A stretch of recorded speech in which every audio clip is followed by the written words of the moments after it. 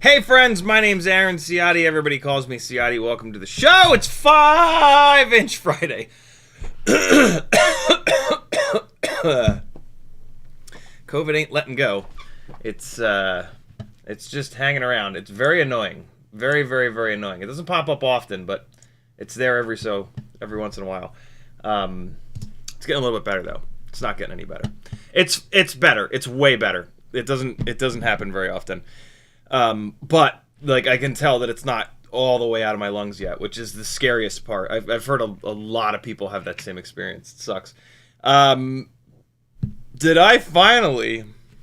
There's a chance that I finally killed an Aikon ESC. And apparently what killed it was just leaving the quad up on the wall there for like a year. I don't get it. This is the Rocinante, the gray and red 16mm standoff DJI old school Vista glide, and I brought it out to Rampage, and the one motor was twitching. And then I brought it out to the local meet, not remembering the one motor was twitching again. And then I remembered, hey, you got to fix it, you donkey. And yeah, I just put it into Betaflight to confirm that, and motor number 3 is twitching, as if the ESC has died. But we're not going to swap out the ESC yet. Swapping out the ESC is an awful lot more work than swapping out a motor. So first things first, we're going to swap the motor out just to make totally sure that it's not that. It actually might be the motor. Every once in a while, if you look down into the windings on certain motors, you can hit the bell really hard. I'm guessing the last time that I flew this, I had a really hard hit that sent the bell up into the stator. And all of these new motors are using a rubber washer, a rubber O-ring rather, between the bell and the stator to damp that shock that comes through when you hit inverted. And on certain motors, the spokes on the bell can come into contact with the top of the windings. And I can see a couple little witness marks on the tops of the windings of this stator. So that might be it. I'm really hoping that that's it. I kind of don't think that it is. It doesn't look that bad, and you kind of have to cut all the way through the windings for it to start doing what it's doing. But still, if you think your ESC is going and it's just one motor that's twitching, change the motor. You're going to go through motors anyway. Like, if you don't have an extra motor, but you have an extra ESC, order an extra motor. You're going to need it at some point, and swap it on. Worst case scenario, you spent a tiny little bit of time swapping the motor out, and then you've got a backup motor that's perfectly good that even has the wires cut to the proper length. So you've saved yourself a little bit of time potentially in the field when you might need that extra motor, and solder it on. So yeah, when you think an ESC is going, if it's just one channel, if it's like 2 channels or all of them, or if it won't power up or any other problem that leads you to believe that the ESC is shot, sure, just swap the ESC out. But in my opinion, yeah, if it's just one motor that's acting up, first things first, do the thing that is way quicker, way easier. Check it out. There's absolutely, you're not losing anything other than a tiny little amount of time. Make sense? This is also a Q&A live stream, as they all are, and we're gonna do a little bit of mailbagging. You guys get to check out my my bag of mail, my mail ball bag. Stay tuned for that. It's gonna get hairy. No, it's not. It's mail.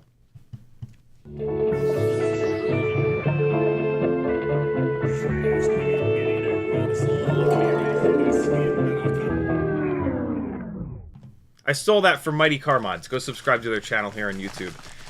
It's the best channel in the world.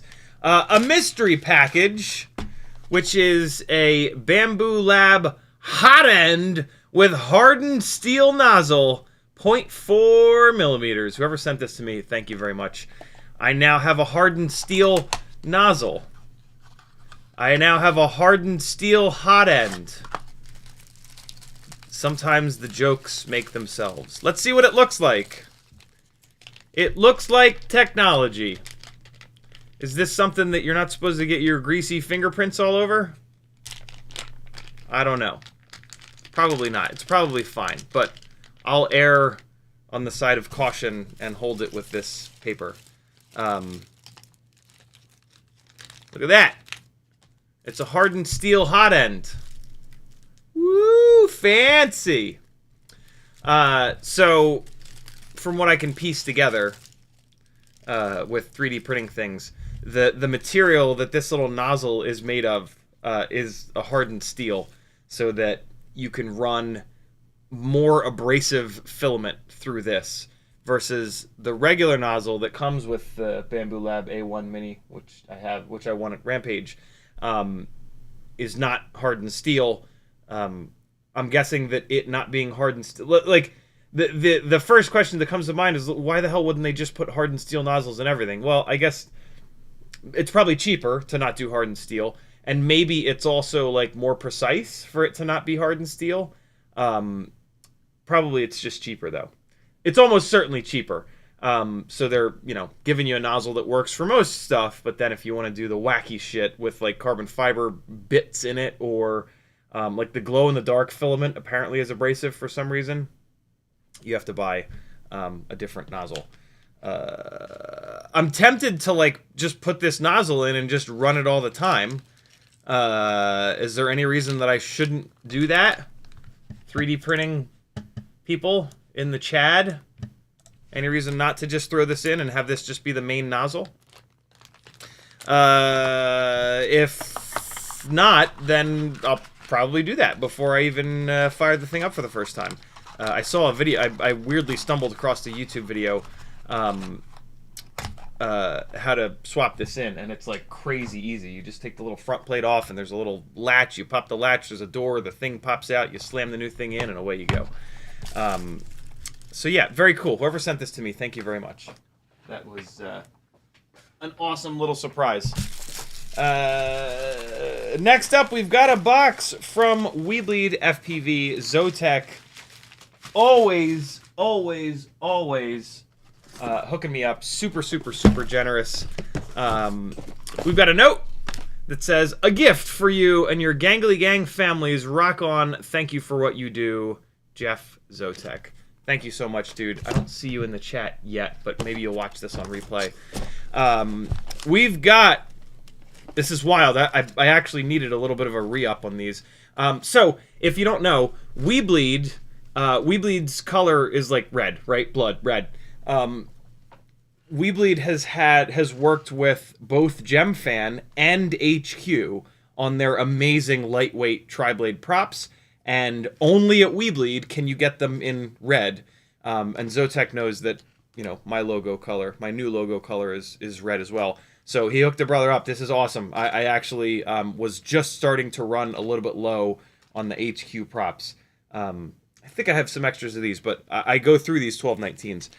So this is great. This is super cool for him to send these over.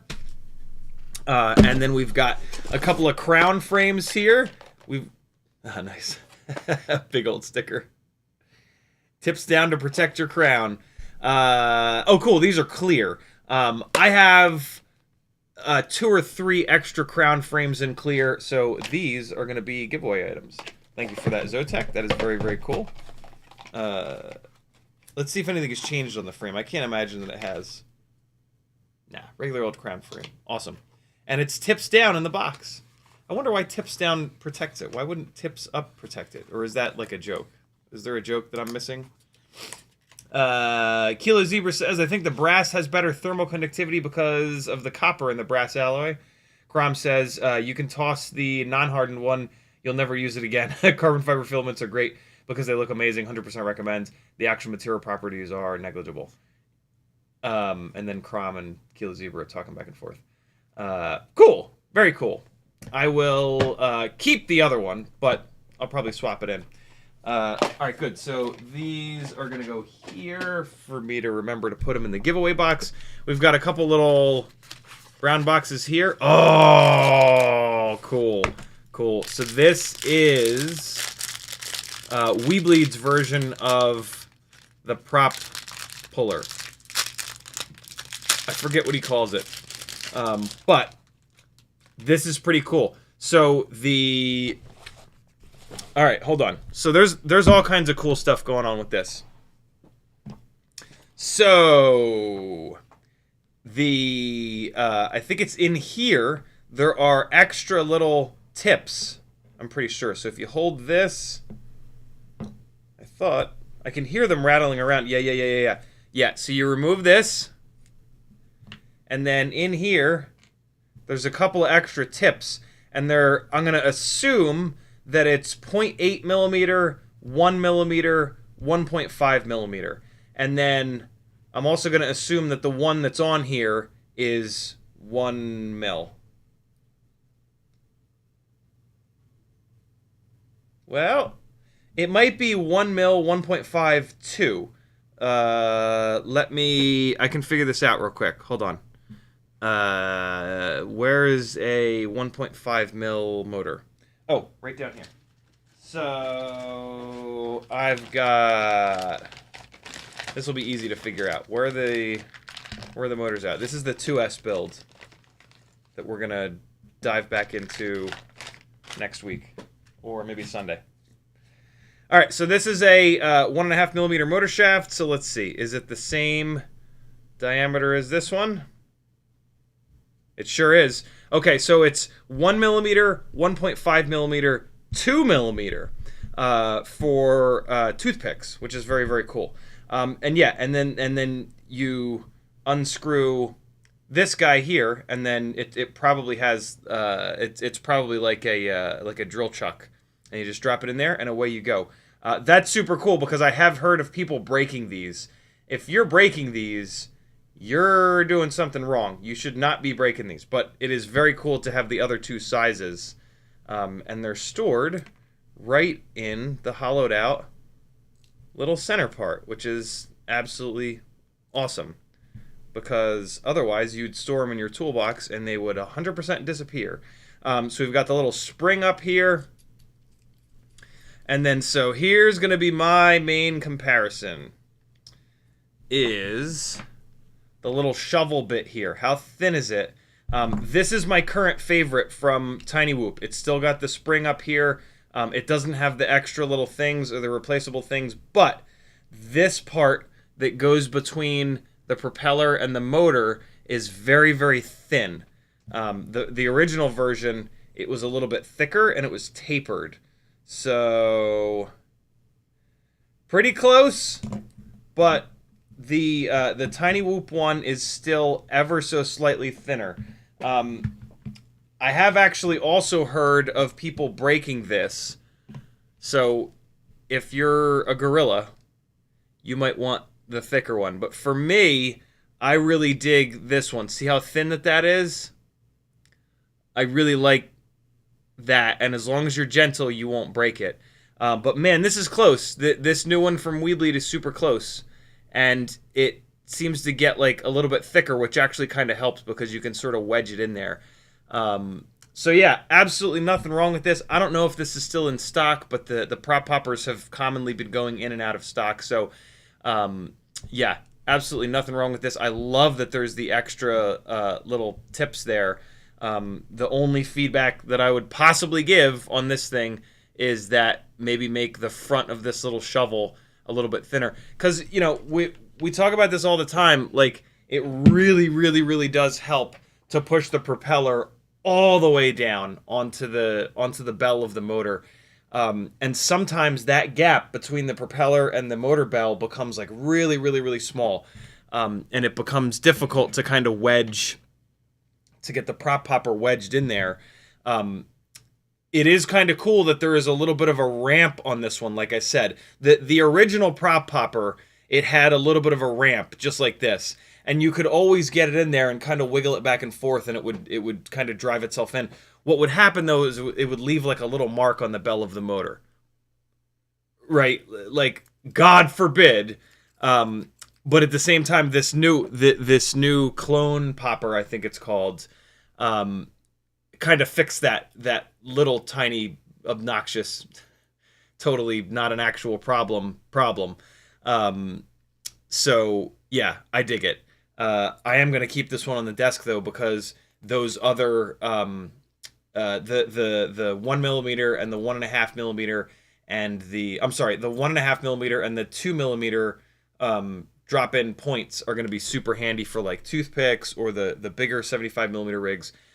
So very cool. This one is mine. You guys can have these other two though. 2 of them for giveaways, which is super awesome. Very, very, very generous as always. We've also got, hold on, let me get this motor out of here before I forget that it exists. Hey, by the way.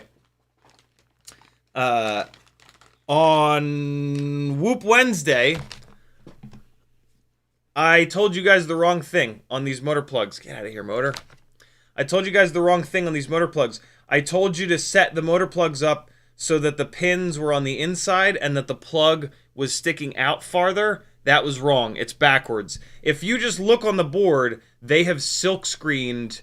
They've put silk screen lines that, and so just line the plug up with the silk screening. So I had to remove those 2 and then resolder them, and then I put the other 2 on, and then I screwed around again with how I wanted to sort of orient the top board, and then I decided that I wanted to put it like this, which is the same orientation as all the other walk snail rigs that I've built. And I measured these wires out, and I got it wrong. And the wires are too short now. So I can either change. Actually, I ended up putting. What I want to do is put the VTX antenna in the back and then just run the antenna right out the back. But like an idiot, I cut these wires too short, and so now I can either half-ass it and just turn the board like that, which will technically work. But then these wires are, I don't know, they're kind of big, and then the The antenna wire is here, so it's going to have to cross over these. Or I can remove all of this liquid electric tape here, which I've done before and is totally doable, but is a complete pain in the ass. Remove these wires, desolder, and then put a whole new set of wires on and measure them correctly this time.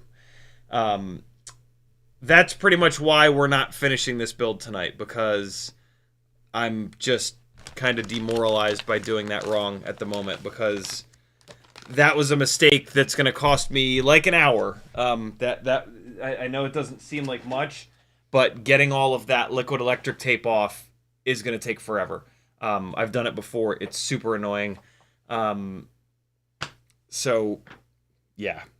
I made that mistake yesterday, and I just kind of sat here like, really? Really? You cut the wires too short, you jackass. But that's life. I'm still super annoyed at myself. But, you know, that's how it goes sometimes. Sometimes you... and I measured twice, man. I measured twice. I really did. I just didn't... I didn't realize how... I didn't realize how much of a run the wires go across the board and then they go down. I didn't realize how far they would have to go down. I just didn't... yeah, I fucked up! We've also got 6 sets of motors, my friends. This is going to hook up the giveaways for a while. We've got 3 sets of the 0702 32,500 kV screamers, and then we've got 3 sets of the 0702 40,000 kV skirts. Again, super, super, super generous, man. Thank you, Zotek. Very, very, very cool of you. Gangly gangers, show your love to Weebleed. Get over there and buy something. Use my affiliate link. It's over on CiottiFPV.com. Yeah, show some love, because you might be winning these in some upcoming giveaways. I have 2 sets of screamers, and I have 2 sets of the 40,000 kV motors. They're prototypes, but nothing changed between the prototype and the main version, so I don't need any of those. So they go to you, beautiful bastards. So yeah, show some love. Next time you need a TinyWhoop order, check out. Need to do a TinyWhoop order. Check out Weebleed. See if they've got what you want. Use my affiliate link if you don't mind. Over on CiottiFPV.com, there's a whole bunch of ways that you can support me. I don't really like. I have to monetize these videos because otherwise YouTube like doesn't put them anywhere. But YouTube doesn't pay anything. They pay like 1/10 of a penny per view. You know, for me, it's about watch hours. It's not about individual views. Like, I want people that are going to hang out here and learn with me. I don't want just 1 million people to click on it and just, you know, I don't care about numbers. I don't care about the number of subscribers. I don't care about the number of views a video gets. I care about how much information that I can impart to you beautiful bastards so that you can build your stuff better and we can, you know, bounce ideas off of each other and whatnot. So this is a completely crowd-funded thing that we do here. Over on CiottiFPV.com, there's a whole bunch of ways you can support me. Patreon is the absolute best. It's going to cost you $3 a month or 75 cents a day. Or if you have another couple of dollars, you can get in on monthly giveaways that we do by jumping up to the $5 a month tier. There's also a 10, 20, 30, and sky's the limit, really. So, yeah, whatever you got, whatever you think is fair, whatever I've earned, hook a brother up, jump over to Patreon. There's a ton of benefits. A bunch of tech articles over there on the Patreon page. You can use the tags to kind of organize those. There's a YouTube playlist you're going to get access to with some Patreon-only like edits and unreleased footage and sketchy flying and all kinds of weird shit. There's a couple of Facebook groups that I don't really do much in because Facebook can go to hell. And then you're going to get full access to the Discord where you can hang out with all these beautiful people that are over in the chat all the time. It's totally worth it. 10 cents a day, like I said, to do the general admission tier. It would mean an awful lot to me if you jumped on there, because that literally keeps the lights on in here, keeps the food in this family's mouths, keeps the shaggy dog as shaggy as possible. There's a bunch of other ways that you can support me. There's affiliate links, which don't cost you anything. Change your bookmarks to the affiliate links. Change your URL bar suggestion to my affiliate links. You know, if you're like me and when you go to Amazon, you just type AMA into the URL bar and it autofills Amazon.com. You can remove that suggestion. So do that and then remove all of your current Amazon suggestions and then hit my Amazon affiliate link a couple of times in a row. And then from then on, when you type AMA for Amazon, it'll think you want to go to my affiliate link and you don't even have to think about it. Every single time you go, it's dumping that affiliate code in there and away we go together. Free money, friends.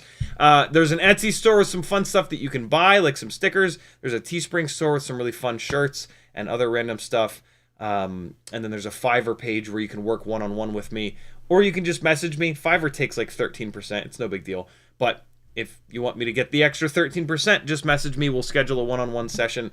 I've been doing this for over 8 years, paying a lot of attention to the technical side of it. So there aren't many questions that you can ask me that I don't have the answers to. I'm more than willing to, and have been for 3 years, putting all of the information that I've got here onto the live streams. I don't gatekeep anything. I don't like save the good info for the one-on-one sessions. It's just that in order for you to get all of the answers to all of your questions from these live streams, it's going to take you a lot of time to sort through them, click through a ton of time codes, watch. If you want to get all those answers at once in a half an hour, an hour-long session, I can do that for you. Or I can drive the session. If you know that you want to fly better, I can drive you through a bunch of drills in the simulator. If you know that you want to build better and stop buying components that catch on fire, I can walk you through a build. I have a whole bunch of questions that I ask you, and that allows me to dial in on the perfect build for you, and then I can walk you down the path. Here's the best frame that doesn't suck. Here's the best ESC that doesn't catch on fire. Here's the best flight controller that actually survives more than 2 crashes. Bang, bang, bang, bang, bang, bang, bang. Away we go. Or if you want to learn to tune, I can teach you to tune by ear and through feel. I do not tune through Blackbox. I tune by watching what the quad is doing, listening to what the quad is doing, touching the motors to see how hot they are after you fly it around. It's a very effective tuning method that will get your tune to like 90 to 95% perfect. That's where I prefer tunes to be anyway. I don't like tunes that are at like 99% because then damn near every time you bend a propeller, the tune becomes overactive and the damn thing tries to fly away, and that's super annoying. So I like to leave tunes backed off anyway so that you can crash the rig hard, fly it hard, and get the thing home, bend the propellers back, and away you go. So that's how you help me help you, my friends. What's that, Goodwill Hunting? Good lord. Eva FPV is in the chat. How the hell are you? Crom was first, Hockey Rounds was next, Siskel FPV, Frank Nicholas, Hockey Rounds, Bob Bruce, Striker, Northern Tier, Hypno, Smoking Dog Cujo, Northern Tier again, Striker again, Crom again, Mick Mucus, Walter, Ram Donko, Kilo Zebra, Michael K, Hockey Rounds again, Bergeron, County FPV, Rocket Tech, Michael K, we'll leave it there. William Loesch, thanks for coming, friends. If you want to talk directly to me, all you got to do is type CiottiFPV. You can do that with each other. If you type someone's name into your message and you spell it correctly and you put the spaces in the right spots, for that person, their name will light up in orange and they'll know that you're talking to them. So if you want to get somebody's attention, just type their name. If you're on desktop, type an @ and then when you start typing their name, it'll pre-populate it. Northern Tier says, happy Friday, gang, CiottiFPV. Crom says, hey, Mr. CiottiFPV, just built your Walksnail 65mm build. Any chance you could share a quick CLI diff of yours with the 40,000 kV motors? I'd love to have a good bass PID tune. No, I don't share diffs because I do all kinds of weird shit in the diffs that you don't necessarily want. 40,000 kV motors are so powerful that on a stone stock PID tune, that thing is going to fly amazing. If it's not good enough, all you need to do is take the master multiplier and move it from 1.0 up to 1.2. That's the super easy button. If you want to get a little bit more in detail and you can handle 2 sliders instead of just 1, you're going to take the very first slider, the D-gain slider, and you're going to move that from 1.0 to 1.2. fly it, make sure everything is cool. If it's still not enough, you move it from 1.2 to 1.4, and then you take the second slider, the P and I gain slider, and you move that up to 1.2. That's really the ideal ratio, in my opinion, is 0.2 extra on D gain versus P and I gain. And if that's still not enough, you do the same thing again and do the same thing again. I would rather, in the last 60 seconds, explain to you guys how to tune, because it's hysterically easy, than to drop some diff on you that could have something buried in it that makes your shit catch on fire or explode or fly to the moon and you lose it forever. Right? Like, I'm here to teach you guys, not to just make it easy for you and just, give you everything. Like, it makes much more sense, especially with stuff that's super simple, for me to teach you guys rather than just to give you what you actually really want. Because learning how to do it, even though you don't realize it yet, learning how to do it is what you actually want. Like, someday you'll kind of understand that. And again, tuning is just so simple. And yeah, that is like 99% of my of the stuff in my tune that actually makes a difference. I have stuff like buried in the CLI that like pushing the PID sum up that can potentially like blow ESCs up if you're not gentle on turtle mode, for example. Although I guess PID sum doesn't. Yeah, no, not during turtle mode, but just during regular flying, PID sum can ask for more power, and it doesn't necessarily do anything to the flight performance. I have my crash recovery settings in there, which might not work for you. Crash recovery, you really have to dial in for your flying, what you crash into, what your rates are. So I don't want you guys having my crash recovery settings because they might not work well for you. And then there's different versions of flight controllers. And so even with like the same flight controller, this actually just happened with some BetaFPV prototype stuff. They sent me 2 rigs that are on different KV motors, and I just assumed that the AIOs were exactly the same, and I did a diff from one to the other, and it completely broke the second rig that they sent because there were slight differences buried in the CLI. So there's all kinds of stuff like that that can happen, which is why I never recommend that you do diffs or dumps from one rig to another. The only time that you really want to do those is from the same exact rig.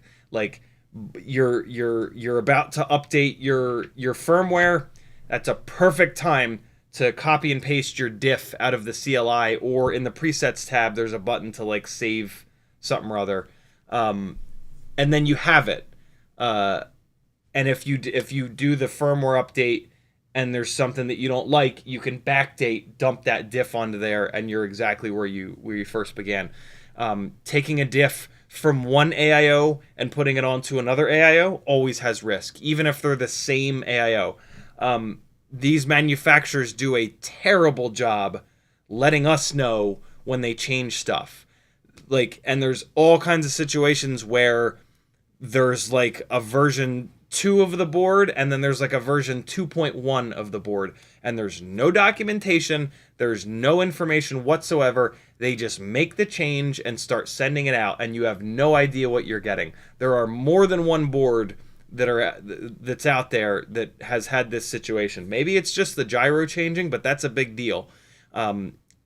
In most cases, though, it's more than just the gyro changing. It's all kinds of shit that's buried in there, resources that are changing. The resources change, you do a diff from one to the other, and now all of a sudden there's a motor that won't spin up at all, and good luck finding it. Like, having to dive into the motor resource and reassign that stuff is something that we haven't had to do in many years, which has been great, because it's a total pain in the ass. So yeah, it is very, very, very rare. It's not just you, Crom. I don't do it. It's unsafe for me to do it, and I don't want to be the reason that you blow your shit up. If there's a really good reason for it, like if you updated a board and you didn't save the diff and you need to backdate it or something like that, and you can't find like the diff or the dump, and for some specific reason you absolutely need it, yeah, I'll do it for you. But for tuning, it's not a good idea. It's so easy to tune now that you don't want to do that. So all of this to say, don't use other people's diffs. It's not a good idea. Tuning is simple. Filter tuning is pretty basic as well. I stream for 10 hours a week. Come on to the chat, ask me the questions that you've got, and we'll move the sliders around, which is 1,000 times safer to get you dialed in. Cool, friends? This is not me picking on you, Crom. This is a very common question, and this is a beautiful opportunity to kind of talk about that, because that's really, really important. It is a very common thing for people to grab somebody else's diff or some random preset and have their shit either fly worse or blow up. And that sucks. And I don't want to be, I refuse to be the reason that happens. And I'd like to take it a step further and explain that whole sort of situation, because how would you know otherwise, right? Striker says, I wanted to whoop so bad, but sometimes things just don't work out. I send video and pictures to RDQ support. Maybe I can get it replaced within the next week. I hope so. Yeah, it sucks, Striker. Striker is dealing with a TinyWhoop that came and it was acting a little bit funny right out of the box, and then after a couple of batteries, it stopped working. I think there's a motor twitching or something. It's not flyable anymore. And early on in the chat tonight, he was saying like, "Oh, I'm trying a bunch of things to fix it," and I said, "Stop trying to fix it. Like, if out of the box it flew, and you didn't change anything in beta flight, and now all of a sudden it's not flying, it's done. Like, there's nothing that you're going to change in beta flight that's going to bring it back to life. If by some miracle you do bring it back to life, you're going to have to cripple its flight performance, right? Like, if you're flying a rig and then all of a sudden it stops working or it stops flying right, it has nothing to do with beta flight. Like, the ones and zeros didn't fall out. They're secured in there. They have double locking locks to lock all the ones and zeros in. It's a mechanical problem at that point. And so, yeah, I mean, like, if it's not a brand new rig, right, if you got 100 batteries into it, you can't send it back. So sure, replace a motor, replace a propeller, replace the AIO, whatever. But if it's a brand new rig, stop flying it, stop screwing around with it. Contact whoever you bought it from and say, hey, you need to take this back and send me one that works for more than 2 batteries. It's, you know, we collectively, like, have Stockholm syndrome with these things, and we think that, like, everything's our fault, and it's our responsibility and it's our fault that these things break. And, like, maybe it is, right? Like, maybe Crom piled it into a tree at absolute full tilt, and it is kind of his fault, but that's for you guys to decide. I mean, first of all, these things should be able to take some abuse. But yeah, I mean, if you've only put a couple of batteries through it, it's your decision to make whether or not you contact who you bought it from and say, like, hey, I don't know what happened. I just flew a couple of batteries and now it's not working. Or, hey, I smacked this into a tree. Is it still okay for us to swap this out? I think it should take a couple more hits than that. That's on you. I don't care what you guys do. But yeah, don't think that that you're going to be able to fix a mechanical problem in beta flight. All you're going to do in beta flight is make the thing fly like shit because you've got a bent motor or a bent prop or a cracked frame or a gyro that's failing, and that's silly. If you can get a fresh one that works for more than a couple of batteries, that's what you want to do. And unfortunately, with TinyWhoops, the lack of quality control forces us to have to do this, right? Like, it's just a given that when you get a TinyWhoop component, let's just say bind and fly an AIO. The motors have been very reliable out of the box. The frames have been very reliable. The propellers have been very reliable. So, yeah, we're really just talking about bind and flies and AIOs. What we're talking about is the AIOs. The quality control on all of the AIOs being sold right now is dog shit. Previously, we had the Mobula 6 2G4, which was staggeringly good, but every once in a while, there still would be one that would come out of the box bad.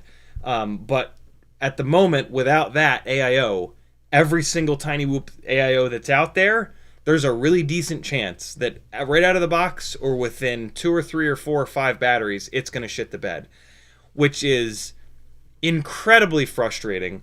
But it's kind of our fault. Like, we demand that TinyWhoop stuff be cheaper than everything else in the hobby, but it's got the same components, right? Like, a TinyWhoop AIO has all the same stuff as this, right? It's got a VTX, it's got a receiver, it's got a gyro, it's got an ESC, it's got FETs, it's got all the same shit. It's got a BEC, but it's just shrunken down. And what's like really funny is when you shrink stuff down, typically it becomes more expensive, right?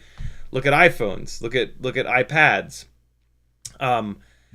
But for us, you know, we demand that it be cheaper. So what's the manufacturer going to do? The first thing that's going to go is quality control, right? So they come off the line, and instead of paying someone to sit there and plug them in and maybe put motors on them and maybe even spin the motors up, that's the first thing that goes. And it's like, well, shit, we have to make this less expensive to compete with the other manufacturers. So fuck it, no quality control whatsoever. We'll deal with it after the fact, which is an interesting way to do it. But hey, what do I know? I don't know about what manufacturing costs. It seems insane to me that it would be cheaper to do that, right? It seems nuts that it would be cheaper to just send a shitload of them out, and then as they blow up, refund the retailers. But yeah, I don't know. I would think that it would be cheaper to pay somebody to sit there and QC them, so that they don't go out. But who knows? Who knows how that all works? Striker also says, I was gonna whoop with the boys at church on Sunday. Shake my head. Welcome to FPV, my friend. It is filled with disappointment. But it's FPV is highs and lows. The lows are low, but the highs are also high. So the disappointment will be followed by you eventually getting a rig that works, and it'll be amazing. So this is just going to make it that much more amazing because you're having to work for it, man. Everything that you have to work for feels more satisfying in the end. That's what she said. Kilo Zebra says, I think the brass has better thermal conductivity because of the copper in the brass alloy. Oh, wait, sorry, we already read this. Good. County FPV says, I've had the iGao 27,000 kV motors on my Mobile 7 for a while and noticed they have a wiggle when I put my finger on the shaft. That's what she said. And they get really hot. Does that mean they're toast or just old? So you've got your motor bell and then you've got the motor shaft. One of the ways that I show you guys how to see if you've bent the motor shaft is to put them into Betaflight and spin the motors up really slowly in the motors tab. And then, so the motor shaft is now spinning, and then you take your fingernail and you put your fingernail right next to the motor shaft. You could probably do it with the pad of your finger, but your fingernail, it's super obvious, right? So you put your fingernail there, the motor is spinning. If the motor shaft is not bent, you'll put your fingernail there and it'll be pretty smooth. If the motor shaft is bent, it'll, right, it's spinning around, so it'll hit your fingernail. And so, and you've got 4 motors on your rig, and usually you beat up the front motors worse than the rear motors, right? Like the next question is always, well, like, how do I know how much wobbling is too much wobbling? I know because I've done this a million times, and you will get a feel for this as you do it more and more and more. But for right now, you've got at least 4 motors that you can check it on. We fly these things forward, so the forward motors hit more often. So your forward motors should be worse than the rears. So that's a good way for you to start to gauge how much is too much. Whenever you get fresh motors, do it. Do that test so that you can see what the absolute minimum is. These motors are not manufactured perfect. There's always going to be an ever so slightly of a vibration that you can feel with your fingernail as you spin that nice and slow. And so, yeah, you got to get like your own sort of barometer for that. But for you, County, do that test, pull all 4 props off, do that test with all 4 motors. There should at least be one motor that's not totally hammered ass. And then hopefully you'll get to see which other motors are demolished. If all 4 motors are roughly, like a fresh motor is pretty smooth. Like it barely hits your fingernail. If all 4 motors, yeah, you're just gonna have to use your judgment. I mean, it's here's the other side of it. Eventually, you're gonna kill those motors, so just order another set. You're gonna need another set at some point anyway. So just order another set and then put one of them on, and then you'll have a fresh motor to do the test with, right? They're great motors too. So there's like nothing wrong with just snagging an extra set. So yeah, that's what I can tell you. It's hard to kind of figure it out, and there is a chance that all 4 of your motors are bent to hell, but there should at least be one that's a little bit less bent, and then you'll go to the next one. And so like usually I'll do like motor 1, 2, 3, 4. So usually motor 1 is pretty good. So you'll do that test on motor 1, you'll be like, okay, and then you'll go to motor 2 and you'll be like, holy shit, okay. And then you'll go to motor 3 and you'll be like, oh, that's similar to motor 1. And then you'll go to motor 4 and you'll be like, oh my god. And there you go. Now you know that 2 of your motors are banged up. The 1.5mm motor shafts are very strong, but 75mm rigs are heavy as hell, and when you start flying these things outside, you start crashing them really hard. So, you know, like the 1.5mm shafts, in my opinion, are a total necessity for any 75mm rig and any rig that you're going to fly outside. But they're not indestructible, right? So you can absolutely bang them up. Yeah, you've probably got a motor shaft or 2 or 3 that are banged up. And snagging another set of those motors, there's nothing wrong with that. You'll use them at some point. You'll blow up those motors if they're not currently blown up at some point, and then you'll have the extras, and away you go. Spoken Dog Cujo says, do you fly with Squints FPV? I saw one of his Atlanta videos for the first time. Yeah, I have been for a long time. I've been flying with Squints for many years. Not super often. He's ultra active in the 5-inch freestyle scene. I think he's been flying for 4, maybe 5 years. So I was kind of getting out of, I was getting burned out on 5-inch freestyle when he was kind of coming into the hobby. And it was just so cool for somebody to come in so strong and just like push 5-inch freestyle in Atlanta really hard. And it felt really good because like at that point, the OG guys, right? Like Kevin, Steele, Schizo was like fully giving up. Wild Willie was moving to Australia. It was, you know, there was like this little tiny period where like I was one of the main guys like pushing 5-inch freestyle here in Atlanta. And yeah, like when I started to like do gig work and just get a little bit burned out on flying 5-inch rigs in parking lots, it felt like, well, shit, who's gonna keep this alive? And there were a couple of people at the time, but like there weren't people that were doing edits really, and like pushing that. And so yeah, when Squint started flying and started to really get good, it was like awesome. Atlanta freestyle forever, yo. And he's been just absolutely killing since then. And yeah, he really holds the torch at this point for 5-inch freestyle here in Atlanta. And just, yeah, it's great. Really, really, really nice guy too. Bob Bruce says, I thought you was having the chip up. Yeah. I changed my mind. On how I want to mount the VTX. Having the UFL be in between the 2 boards, it just bugged me too much. I don't want that. So yeah, I changed my mind, and now I'm going to mount it the way that I mount all the other ones. CBFPV says, I keep breaking my camera plug off my flight controller in crashes. Any advice? I'm going to assume that this is a TinyWhoop, I guess. You need to have some slack on that cable. You need to look at your build and figure out how the hell is that happening. Like, how, I don't know anything about the rig, but somehow during crashes the camera is moving enough to do that. And so you either need to figure out how to keep the camera from moving in crashes, or get some extra slack on the wires so that the wires aren't pulling on the plug, right? So yeah, that's like a mechanical thing that you need to like sort of engineer your way around, basically. I don't know anything about I don't even know if it's TinyWhoop, but yeah, you need to just kind of take a look at that, try to figure out like where the energy is kind of coming in during the crashes, what is flexing, what is like, how the hell is that getting pulled on hard enough to break it off? It should be fairly obvious because like they're, you know, those plugs are on there pretty good.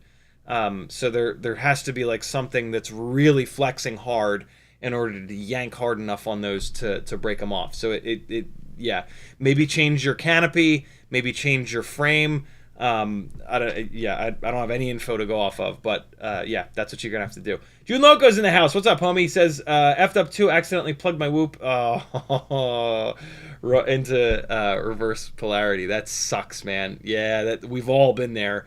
The BT 2.0 plugs, if you really push hard on them, you can plug them in backwards. That's one of my only complaints. I believe that's why on the A30 connector they put that little slot in there. They could have also put it on there so that they don't get sued by by BetaFPV, but that slot in the A30 connector does make plugging it in reverse polarity pretty much impossible. So yeah, I hope that someday there's an A30 plug, an A30 180 degree plug, because I would love the plug to be black. I would love the wires to be red and black instead of blue and white.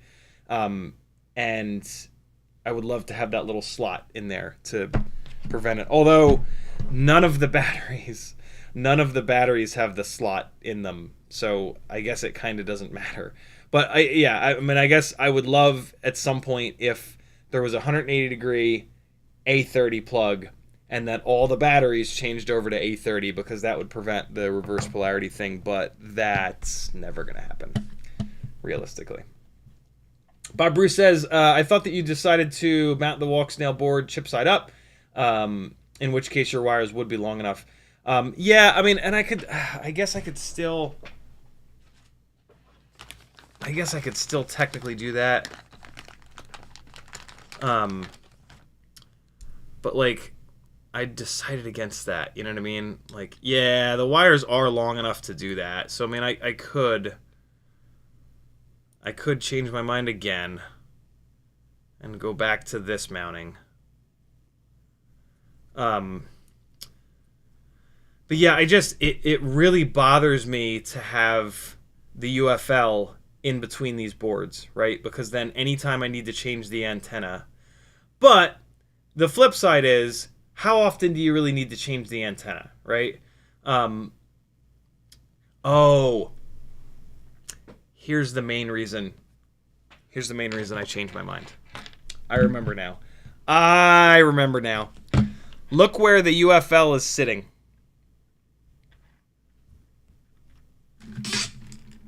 This is going to be tough. Look where that UFL is going to sit, right? There's going to be a UFL antenna plugged in, and look where that's going to be. So if I manage to hit if I take like this thing hits just wrong, that UFL is going to bridge that motor, and that's going to be bad. That was the main reason that I decided against it. Yeah, sure, I could like paint something on the top. I guess I could like conformal coat the top of the antenna, the UFL and the antenna. But like, that's just creepy, man. And that UFL plug is going to be tall, you know? And like, it just, that shit just creeps me out. I don't know what I'm going to do. To be honest, I don't know what I'm going to do here. I don't know if I'm going to... I really don't want to have to dig all of this. I really wish that Walksnail didn't use the liquid electric tape on these wires. It's very, very annoying to get off. And like, you have to get it all off because it's like rubber and it's not conductive and it's... yeah, it just sucks. And like... you got to get it all out of there, and you're like fucking scraping at it, and like you're scraping the top off of the PCB, and it's just gross. Northern Tier says, just used your link the other day. I didn't forget for once. Thank you, dude. Hey, I will never blame you guys for forgetting, because I forget all the time. A-Tech is in the house. What's up, homie? He says, I would love to fly better one day. Fuck you. A-Tech is an amazing pilot. Rocket Tech says, not tuning via Blackbox. Have you ever looked at the results of a Ciotti tune in Blackbox? All the time, yeah. Whenever I ask for Brandon's Baked Beans to help me out with tuning, we get to see like where my tunes are at, and they're always like damn near, they're always at that like 90% mark. There's almost always like a little thing here or there that Brandon can improve on, but it's always really, really close. Tuning is mainly PI and D. The filtering is so good that like, and I have enough knowledge of how the filtering works where I can get it pretty damn close. And then, yeah, I mean, PID tuning, you can really get super close, monitoring motor heat, looking at it through the goggles, looking for the bounce back. If you want to get super nerdy, put a GoPro on there at 60 frames or 120 frames and then watch your footage back. You can see smaller bounce backs when you slow them down 50% or 25%. And then listening, you can hear oscillations.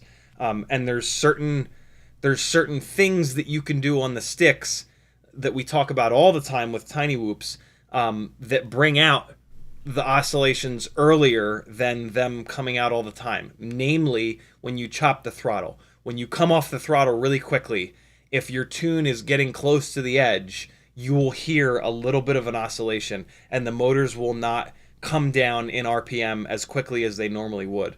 So there's just all these clues to overactive tunes that are there that you don't really need Blackbox to see, but you have to have been doing this long enough to like notice them and to know where to look for them, or you have to watch a gangly bastard on the internet tell you all of those things and try to show you all of those things every time he flies a TinyWhoop.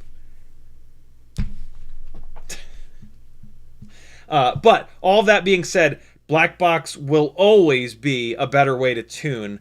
I started to learn Blackbox many years ago, and I talked to a couple of people that I was shocked didn't use it, and I ended up kind of coming to the same conclusion as them, which is basically that like I know myself, and like if I know how to Blackbox tune, I'm gonna spend a lot of time Blackbox tuning, and I'm gonna obsess over it, and it's gonna be like a constant thing that I think about. And in terms of getting better flight footage, Blackbox tuning is not the way to do that. Flying is the way to do that. And having that like, oh, I gotta change the tune, I gotta change the tune, I gotta change the tune, I gotta look at a log, I gotta make a log in the back of your mind, that takes you out of, I'm gonna fly around this, I'm just gonna concentrate on flying. Right, and like over years and years and years, that amount of time that I would spend, again, just knowing myself and just knowing that I'm an obsessive lunatic, it's for me to not know how to Blackbox tune actually helps me focus on things that that are going to allow me to be a better pilot. And one of the things that I've learned doing FPV full time is that it's all time management. With FPV, you got to know how to be a social media marketer. You got to know how to be a video editor. You got to know how to be a pilot. You got to know how to be a tuner. Like there's like 20 things that you have to be an engineer. There's all these things that you need to learn to get good. And so, and like how much time do you have, right? Like we're all limited on time.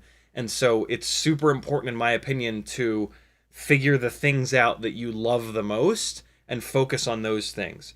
Some people, at like their most favorite thing in FPV is Blackbox logging and tuning, and there's nothing wrong with that. But that's not me. I don't enjoy that process. I enjoy flying. I enjoy, to some extent, editing. And And like when I started to get into the black box stuff, I just, yeah, I was like, this is not going to be good for me to dive into this because I'm going to become obsessed with it and I'm not going to be able to let it go. And so, yeah, nothing wrong with learning the black box tune and get good at it. There's loads of resources out there. Brandon's Baked Beans charges $1 a minute to black box tune for you. He'll probably spend some of that time explaining to you what he's doing, which is a great way to learn. There's a bunch of content here on YouTube, how to dive into it. The PID Toolbox is a great resource. He's got some really good stuff here on YouTube. You can absolutely learn if you're willing to spend 10, 15, 20 hours, let's say, you can get pretty damn good at black box tuning. And then most rigs have it. That was kind of one of the other reasons I didn't learn back then.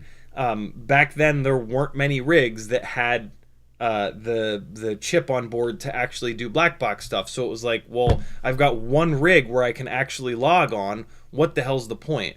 And like, it's way better now, but still, the main TinyWhoops that I fly don't have black box. And to put the logger onto a TinyWhoop, the logger is like 1 point something grams, which is going to change the way this thing flies.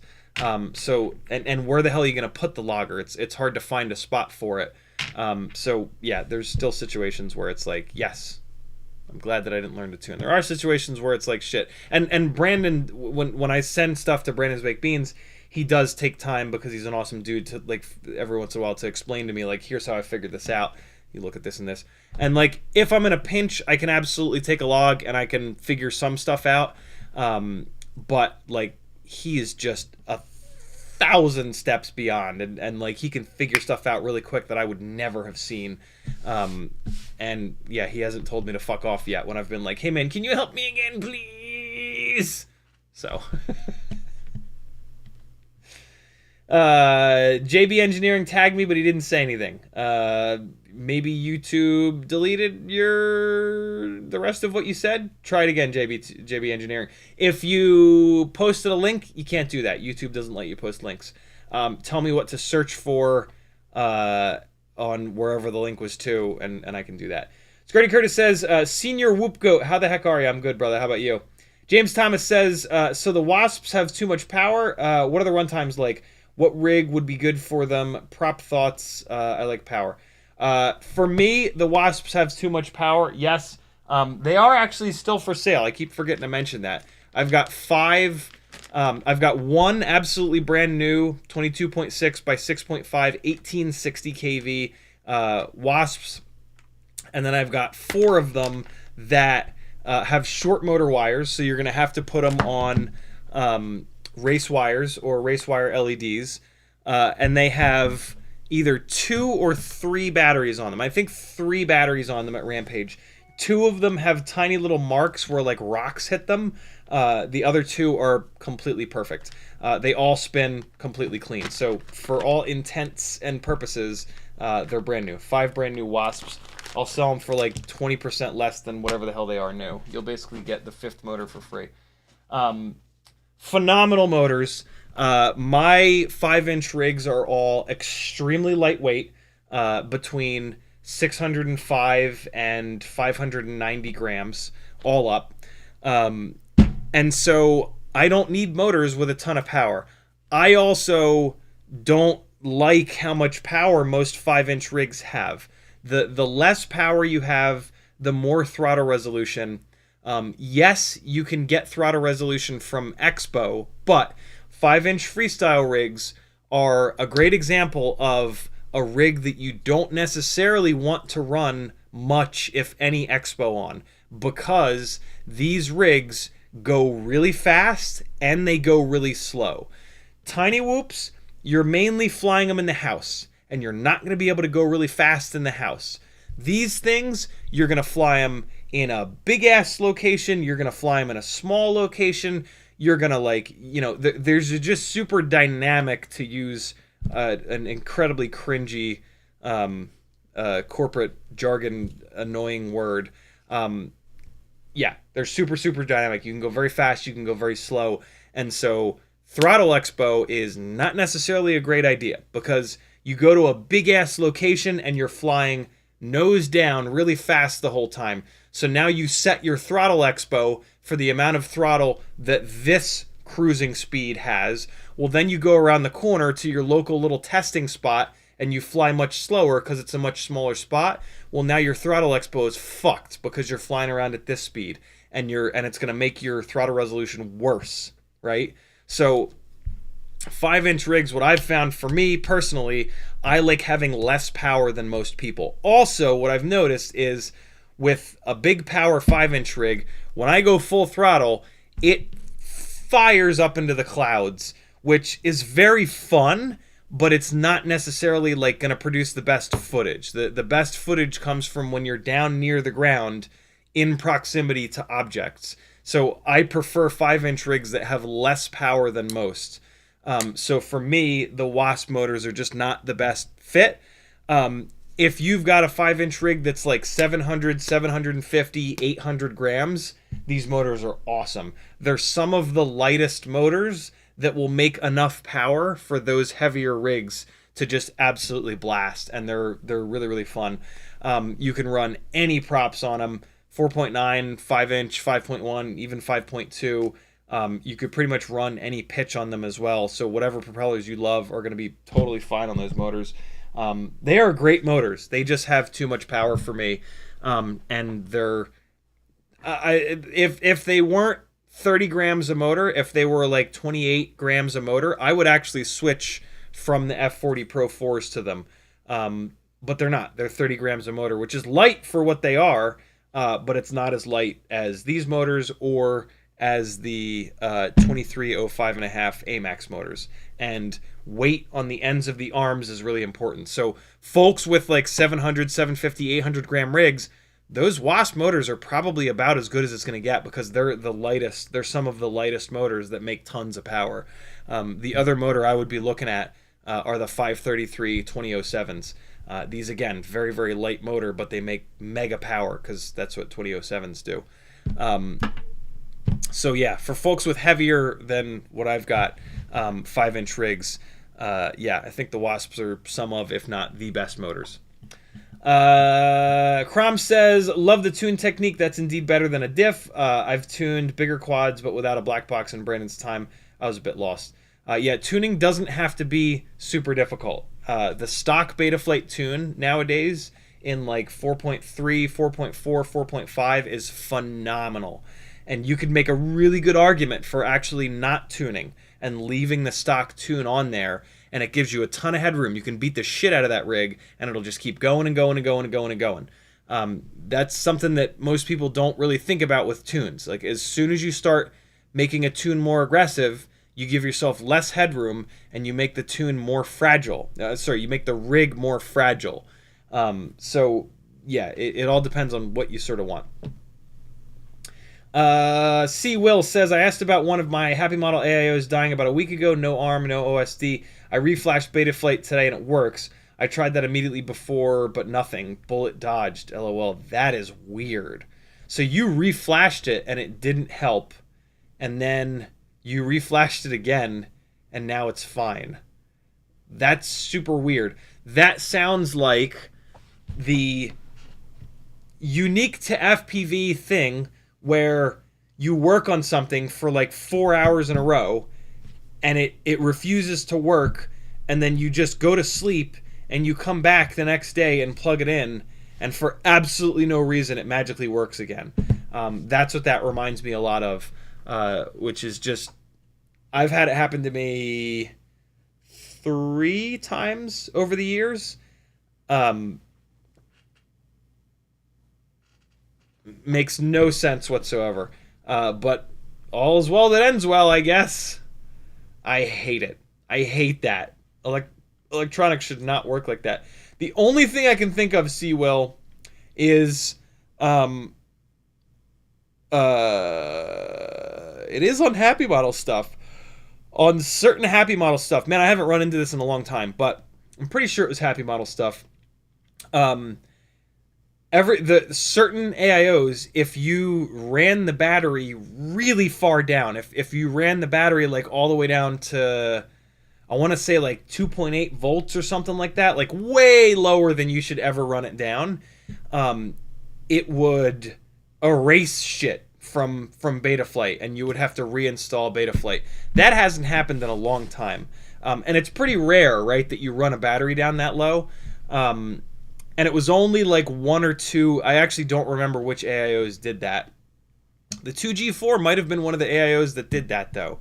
But again, it's just such a rare thing that it hasn't happened in a long time. And I to be honest, I kind of forgot about it until just now. And just sitting here like, how the hell could that have possibly happened? So, yeah, do you remember running a battery down really, really, really low? I've actually never had it happen to me.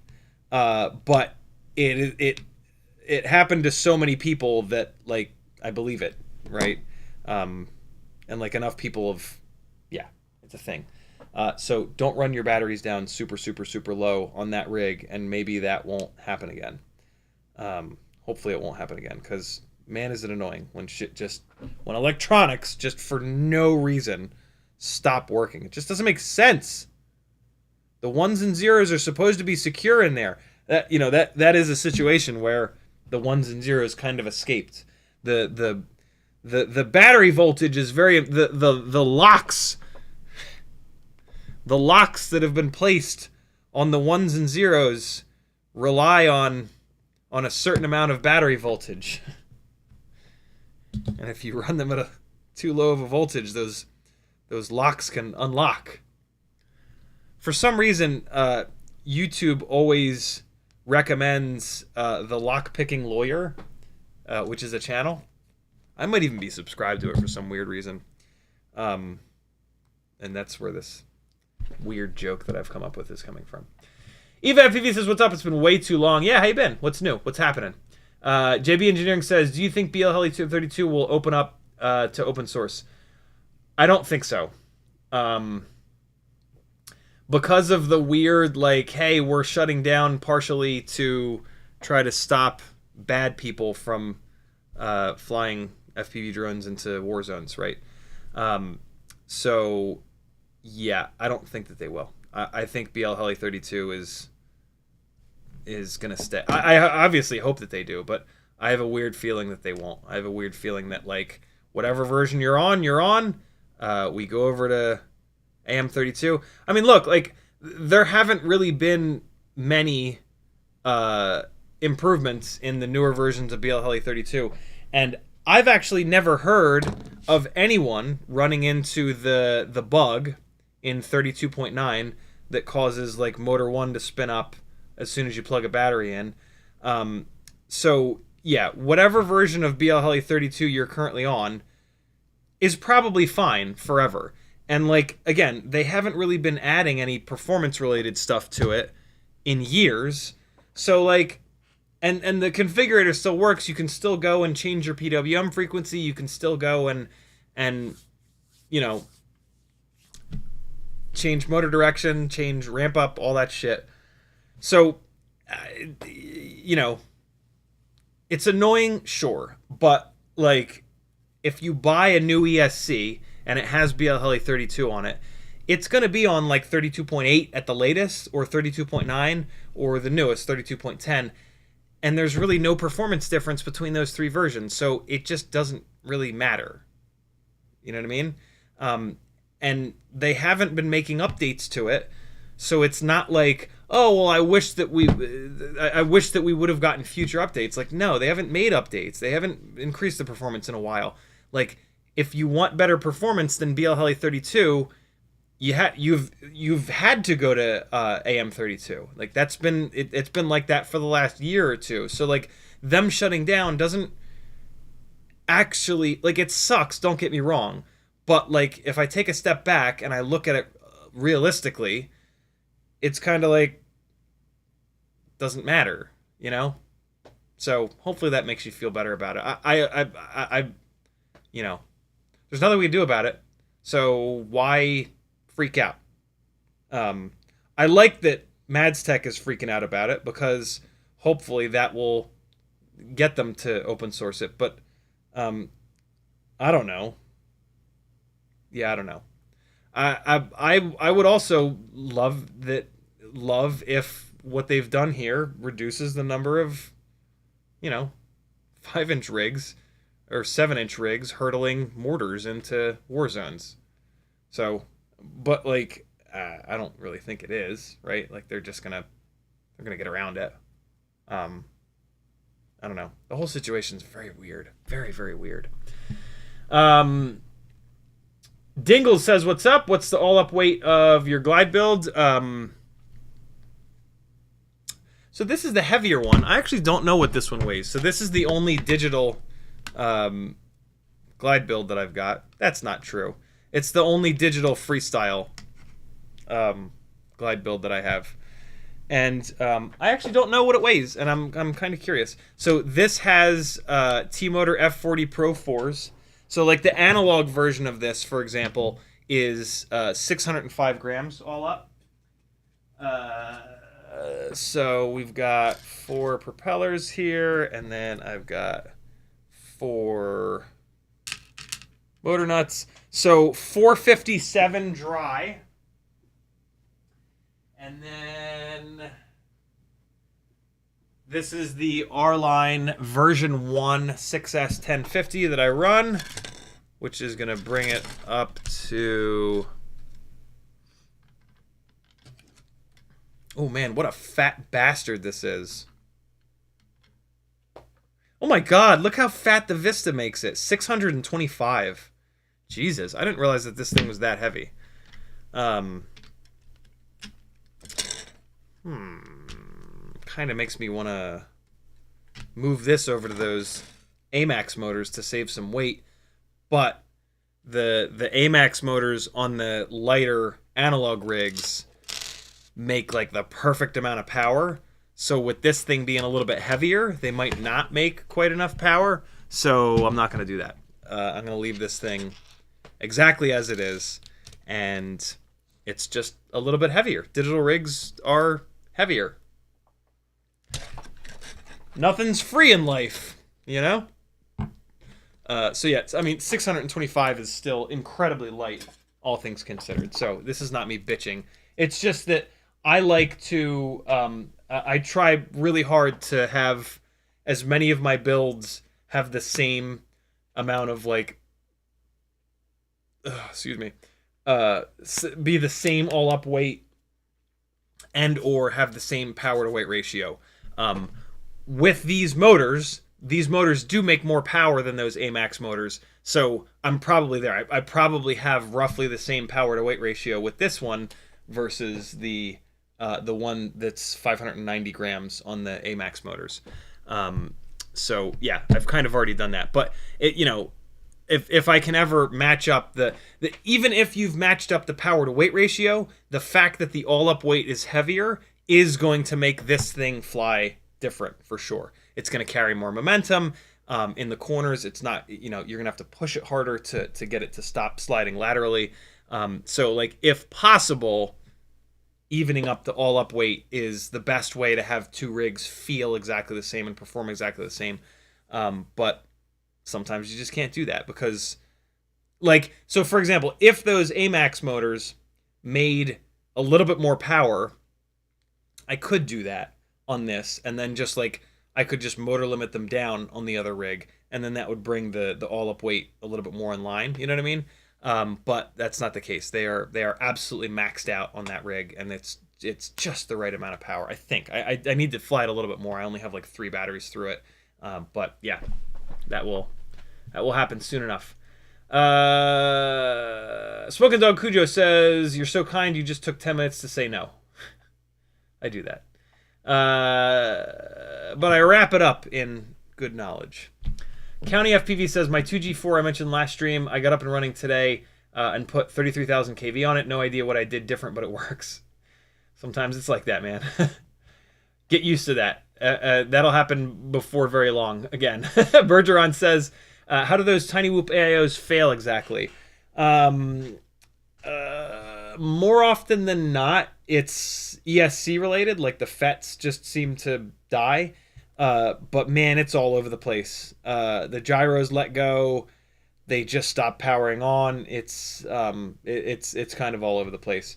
I've purchased 4 whoops, and the only issue I have is the sub 250 fly whoop 16. Not because it was a weird pusher, but because it overheats so bad.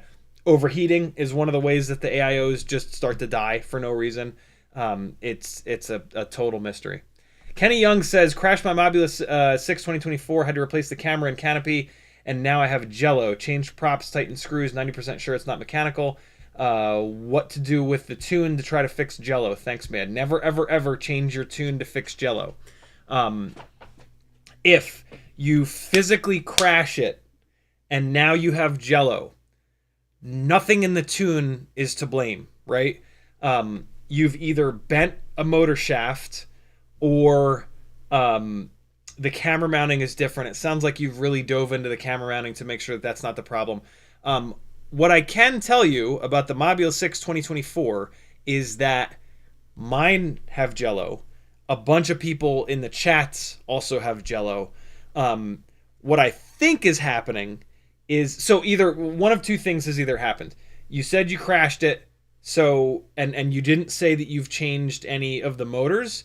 So I have a feeling that in that crash you bent one of the motor shafts. So do the test I was talking about earlier. Take the props off, go into the motors tab, spin the motors really slow in the motors tab, take your fingernail, put it next to the motor shaft, and you'll feel if the motor shaft is bent and vibrating as it goes around or not. Check all 4 motors. You will not have bent all 4. So one of the motors will be clean, and then if you feel one of the other motors is vibrating, there's your problem. That's probably it. If that's not it, if all 4 of them are either the same or they're all spinning true, you've just now flown it enough that you're noticing the jello. On the I think it could be related to the frame. On the walk snail 40,000 kV freestyle build, I had it on the Mobula 6 2024 frame, and it wasn't only jello, but it was oscillating and flying away at full throttle. And when I changed to the Cockroach 65 V3 frame, it got way better. I still have some oscillations in the middle of the throttle though. So it could also be like electrical noise related. I don't know yet. It's not that bad.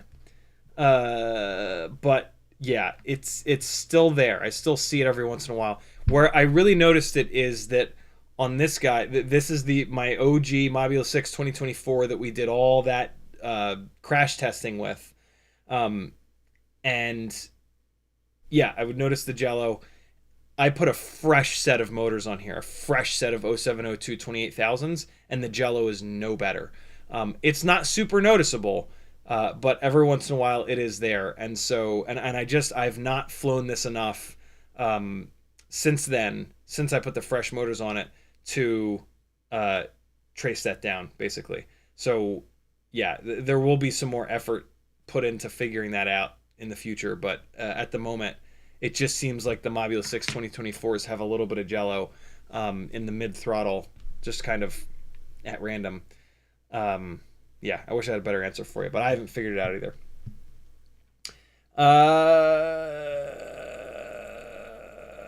County FPV says, the shaft's not bent, the whole bell and shaft wiggles. There should be a little bit of motion. Like, you should be able to move the motor and bell up and down a little bit here. Just because they build a little bit of a tolerance into you don't want the C-clip to be pushed up against the stator of the motor. So there should always be a little bit of up and down movement on the bell. It shouldn't really wiggle though. If when you say wiggle, you mean like this, there really should be no wiggle. There should be a little bit of up and down movement like this, but there should be no wiggle here. The stator does have metal bushings, and so unlike bearings, those are going to wear. So if you have enough hard hits and enough time on those motors, they could have just worn down those bearings a little bit.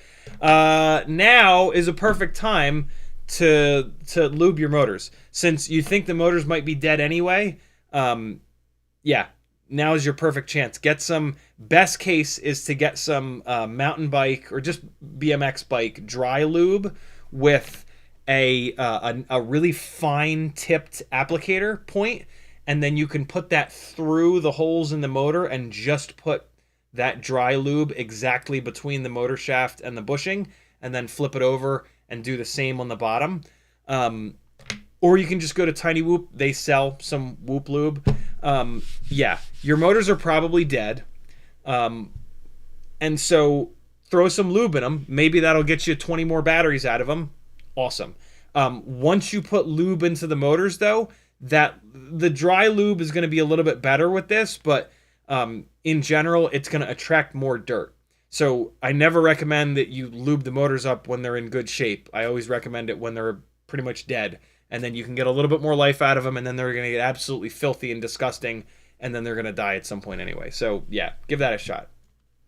J Monk says, happy Friday, getting some sunrise footage tomorrow morning, 6 a.m. Jesus. Near our bay with my 3.5-inch. Can't wait. Very cool. Kudos to you for waking up that early. I'll just be falling asleep around that time. No, not true. I'm going to sleep a lot earlier now. Striker says, might ask for store credit and fix my big quad. Tiny whoops are fun, but, nothing like the fling of a larger rig.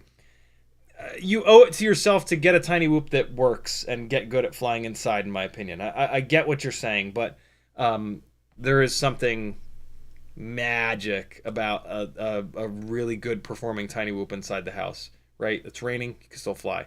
You go to a sketchy spot, you can fly. You go to the fucking airport, you can fly, right? So I'm a huge proponent of everyone having a dialed in tiny whoop.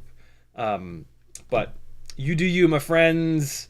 Started FPV4, fly my heart out, and freestyle to the limit. Nice. Veritas Uza says, yank hard enough to pull it off. Balls of steel. 7:53. Oh man, that was like 40 minutes ago. I don't know what we're talking about, Veritas.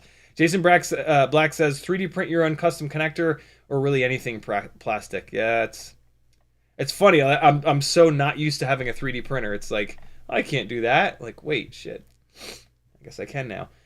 Paint the flat surface of the BT 2.0 plug and battery with red fingernail polish to prevent accidentally reversing polarity. Works great. That is a really good idea. My God, that is an awesome idea. I don't have that problem. I just stopped pushing really hard. Like with BT 2.0 connectors, just don't push hard. Just be gentle with them, and you'll never be able to do it, reverse polarity. But Kenny, that's a really good idea. Northern Tier says, have you noticed the BT 2.0 gets loose after using an A30 plug? So, no, that's interesting. Notice this with the Eco 2024 HDZero rig. Use BT2 A30. Notice it with several batteries. Interesting. I switch everything over to the 180 degree BetaFPV plug. So that would be why I haven't noticed that. But that's super interesting. James Thomas says, you and my OCD should get together for a beer and barbecue. They can fix the world. Or fix nothing at all. Fix one thing, but perfectly. Denzel the Turbo says, hello. James Thomas says, did I hear you mention a FAA change from 250 to 400 grams? I did indeed. Is that for everyone / all rigs or a special case?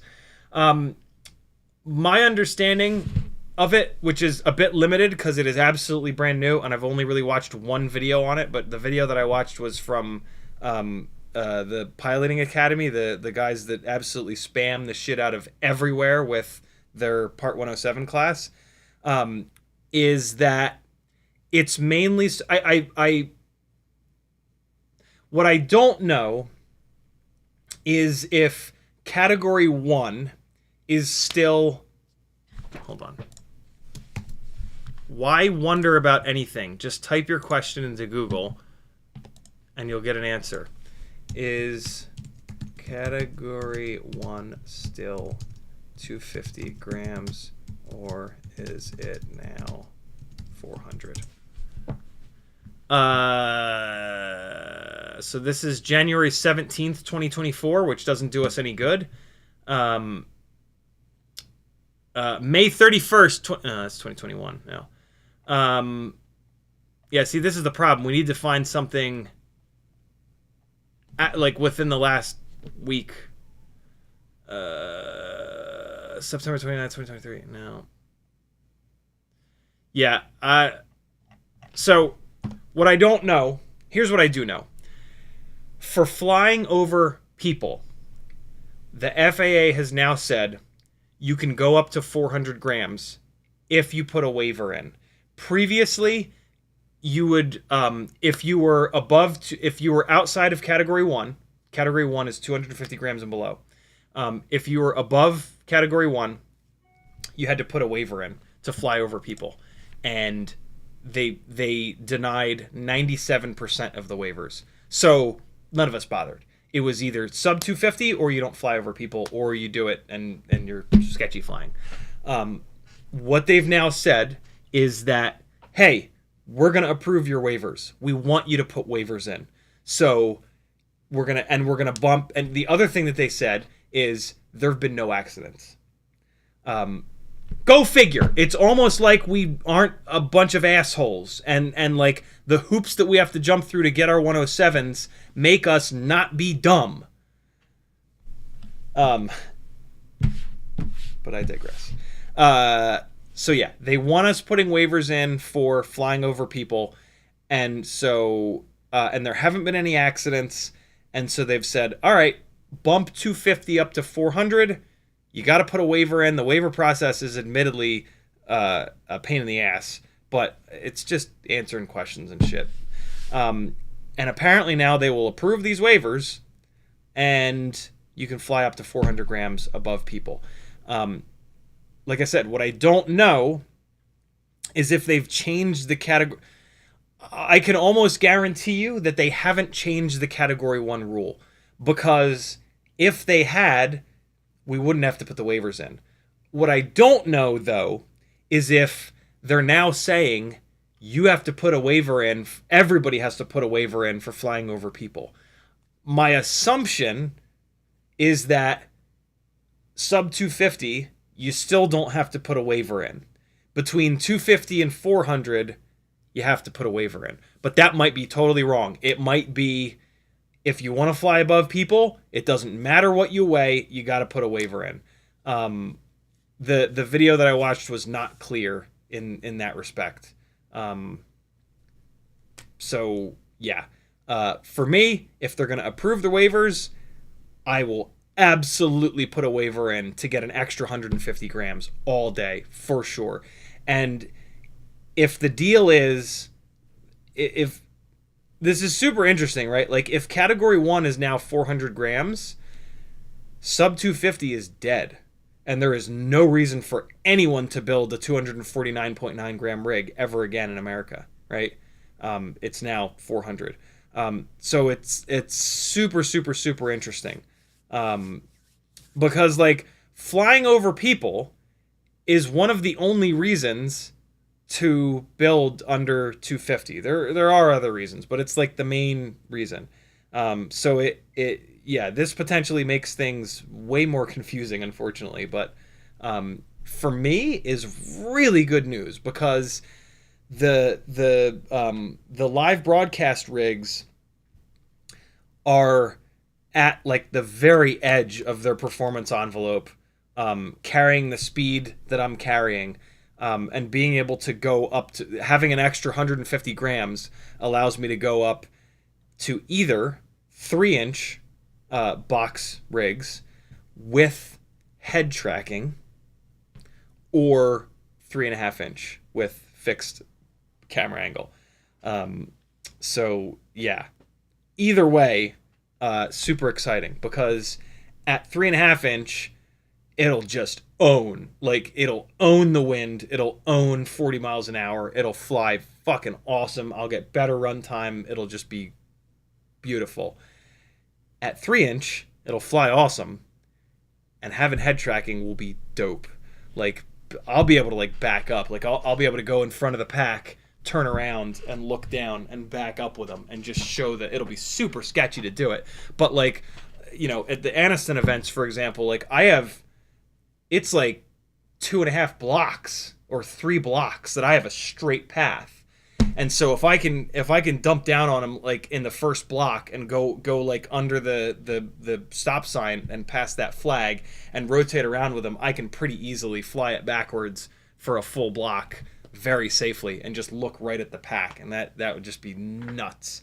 And like, I'm not carrying an external camera, right? So all I need is Medlin's like regular setup, and he's already done it. He's already built a QAVS Cine, the newer version, not the Freibot one, but they're damn near identical, with I think it's an 03 camera on one of his setups. So yeah, I'm just waiting for him to get back to me. I know he's super busy. That could be really, really fun.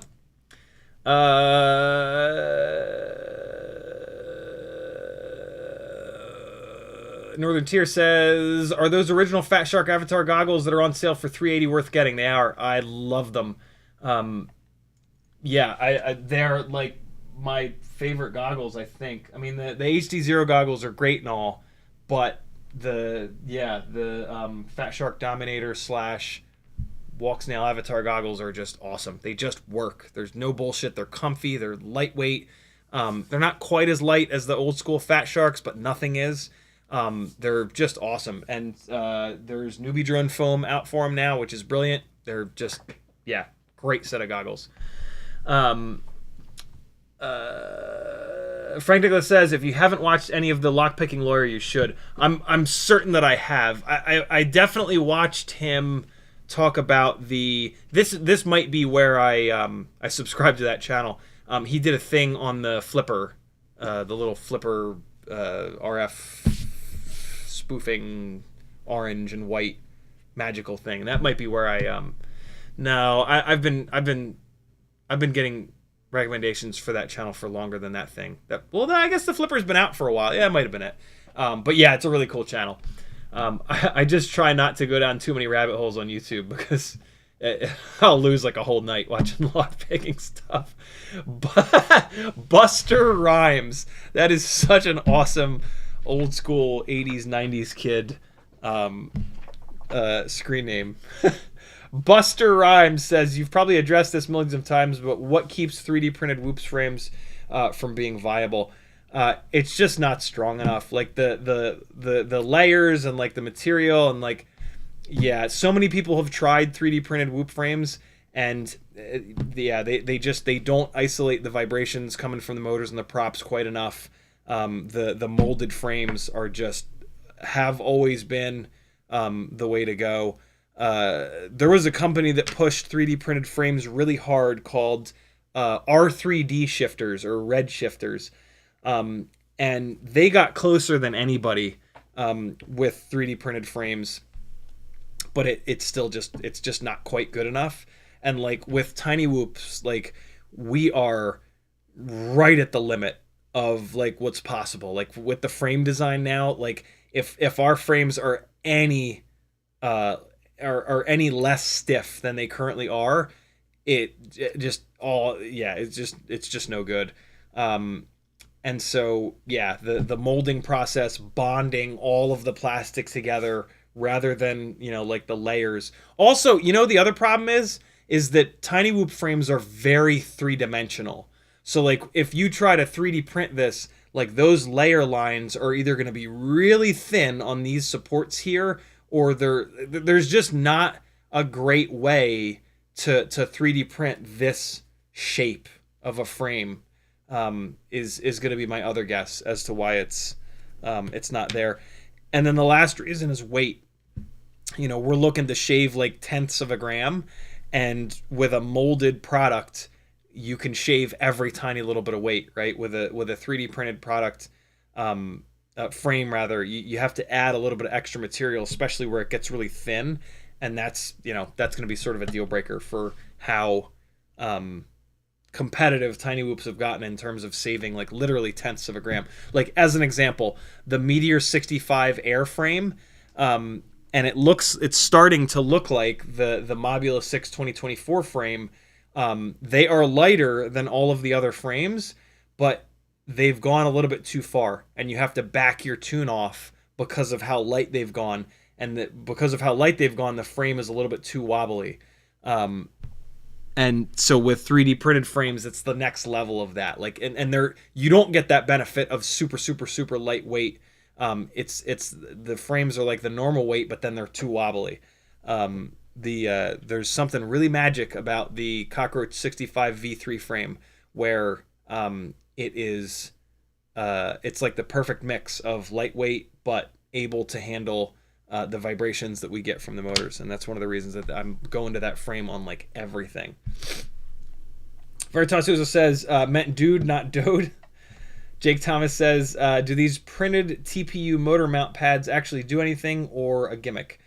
I don't know which ones you're referring to, but typically you do not want TPU in between your motor and your frame. That is now going to allow the motor to move. If it's a carbon fiber arm that you're bolting that motor to, that's going to put extra stress on the screws, right? If the motor can move like this, that screw is going to bend. That's no good. And then it also adds latency, right? Like the motor is gonna move when you don't necessarily want it to. And then the other thing that's always weirded me out about it is that you're not soft mounting the screw. You've got a screw head against hard carbon, and then you've got the motor soft mounted only in that one direction. So for example, the motor is going to be able to rotate like this, and now that screw head is going to pull away from the carbon. Well, then when the motor rotates back the other way, that screw head is going to slam into the carbon. So if you think about like the vibration that's going to get caused, it's going to be soft in one direction and then sharp in the other direction, and soft and sharp, and it's just bad. There are people that swear up and down that it like fixed their rig, and that it's God's gift to everything. And then you check back in with those people 6 months later, and it's weird. They're never running them anymore. Placebo is real. And so, yeah, that's typically what I see is people do it. They have a rig that has a problem, and they use it as a Band-Aid, and sometimes it makes the problem a little bit better, but then eventually they find the actual problem, and then they take it off, and the rig performs even better. So yeah, it's not really something that you want to do. I've yet to see anybody that consistently runs it. Everybody runs it for a little while and then they get away from it. And there are a lot of negatives to it. It's something that I tried for a long time because a lot of the arm guards have a TPU slab on them, and so what's really annoying about this TPU piece here is that you drive these screws into it and the screws can cut through it. So I tried really hard to run it the other way, because when you have this flap between the motor and the arm, it never tears. But yeah, there are a bunch of performance problems with it, which is a total deal breaker for me. So don't do it, in my opinion. Great question though, brother. Ooh, brother. What? Jacob says, what's up, ganglies? Walter says, Teflon grease does not attract dust. There's another option for you, Teflon grease. Although I think that's what the bicycle lube might be. Not sure. Crom says, been flying outside since the weather got good. Today I flew inside again and I suck so bad. I'm reinstating the 6 batteries a day. Yeah. Flying inside is a different skill set. Everything is faster. Everything that you do has to happen quicker. Which is cool, because when you get good at that and then you go fly outside, you can relax and you're better, right? Like flying inside is like swinging with a weighted bat. You got to work way harder. So yeah, really good TinyWhoop indoor pilots make really good outdoor pilots. EvaFPV says, did you get a 3D printer? I did indeed. I won a Bamboo Lab A1 Mini at Rampage for the micro. Look at this print. They printed this on Bamboo Lab printers. Look at this shit. How the hell? What an impressive print, man. Like, I really I gotta be honest, I was a little sad not to get the really cool clear glass style award that they did 2 years ago. But man, this is super cool. The only thing that annoys me about this is like, what do I do? Like, I gotta find a little like thing to right. Like now it's just laying down back here. But yeah, that was just a super cool surprise for winning the Micros community spotlight thing again this year. And I haven't turned it on yet because I want to do a live stream. 43-year-old man 3D prints for the first time, or like I can't think of like the most insulting possible title for the live stream. Like I think it should more be like last FPV pilot ever to start 3D printing or something like that. I need to figure out that title and then I'll do it. The majority of the setup, the damn thing I already did, which is taking it out of the box and then taking the styrofoam pieces off of it and cutting like a zip tie off of it. Apparently, at this point, you grease the rails and then you plug it in, and it works. Like supposedly it does everything by itself. It levels the bed. It does a bunch of tests, and then you just put filament in it and push the button and it goes, which is like perfect. So yeah, I'm kind of excited, but I don't really have anything to print at the moment. At some point here, I'm going to need to print some more batwing mounts, but at the moment I don't need to, and there's some other stuff that I'm doing first, so I'm kind of prioritizing some other things. But yeah, I'm excited to plug it in and push the button. Frank Nicholas says the weight/flying one people was strictly about waiver. The weight slash I think that's a phone spell check. Flying over people makes much more sense. Was strictly about waiver flying over people. I think what Frank is saying is that they haven't changed Category 1, and this is just an they've just bumped the weight allowance up for flying over people only if you put the waiver in. I like that a lot. I would... No, I would rather them move Category 1 up to 400. But I understand why they didn't. Yeah. Yeah. I actually can't think of the other reason that you would build. What's the other Category 1? What's the other reason to fly to build sub 250? God, I learned it all and then just forgot it as soon as I walked out of the test center. There's another good reason to build sub 250. I'll think of it. Somebody will type it into chat before I think of it. Somebody has probably already typed it into chat. Mick Mucus says, is 250 grams still the line where you are supposed to get remote ID? I think you're supposed to get remote ID for everything, right? Because like the main thing that we were all kicking and screaming about is like, how the fuck am I going to put remote ID on a TinyWhoop? I think you're supposed to do remote ID on everything. I could be wrong about that though. I haven't really paid much attention to remote ID. James Thomas says 250 or 400. I think my selective hearing just kicked in. Frank Nicholas says lockpicking lawyer is purely mechanical lockpicking. Ah, okay. How the hell did I get subscribed to that channel then? Maybe I'm not subscribed. Maybe it does just keep recommending it. I don't remember. I do not remember. I just remembered. He had a thumbnail about how you can break most locks with a pipe wrench. Apparently, like most padlocks, you can just put a pipe wrench on them, and like we all have pipe wrenches, right? And just twist the fucking things off.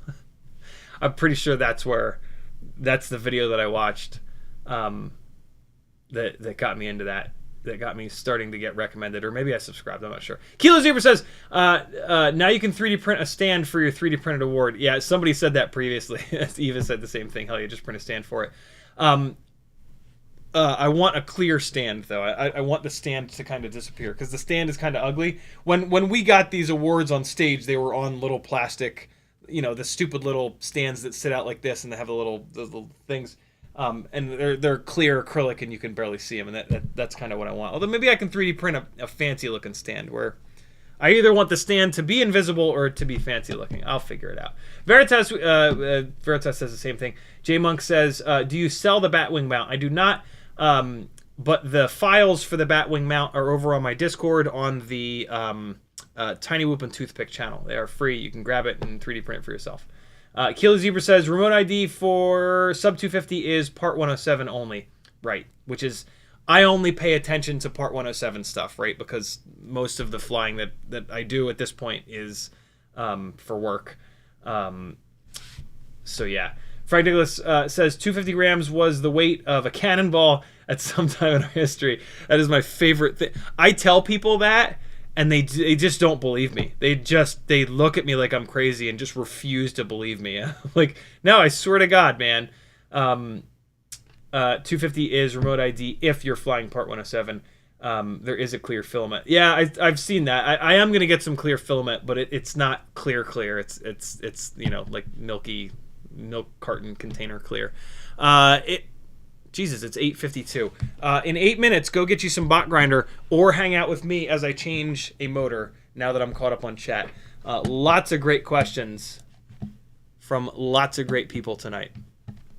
But I am now caught up. So it was motor number 3 that was having the problem. So again, this is a rig with a 30x30 Aikon 35 amp ESC, which has been completely invincible. I have not killed one in thousands and thousands and thousands of batteries, but this one is twitching in the way that ESCs twitch when they've died, but there's really no reason to immediately dive into swapping out an ESC without trying to swap the motor first. You should have an extra motor. It takes so much less time.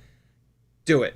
Don't swap the ESC. If you've only got one motor that's twitching, try to swap that motor out first. It's so much less work, and there's a half-decent chance that that is your problem. And that's exactly what we're going to do. We're going to see if this is a motor problem or an ESC problem. If it is an ESC problem, I'm, you know, these Aikon ESCs have been through absolute hell and back, and then back to hell again, and then back, and then maybe even to hell one more time.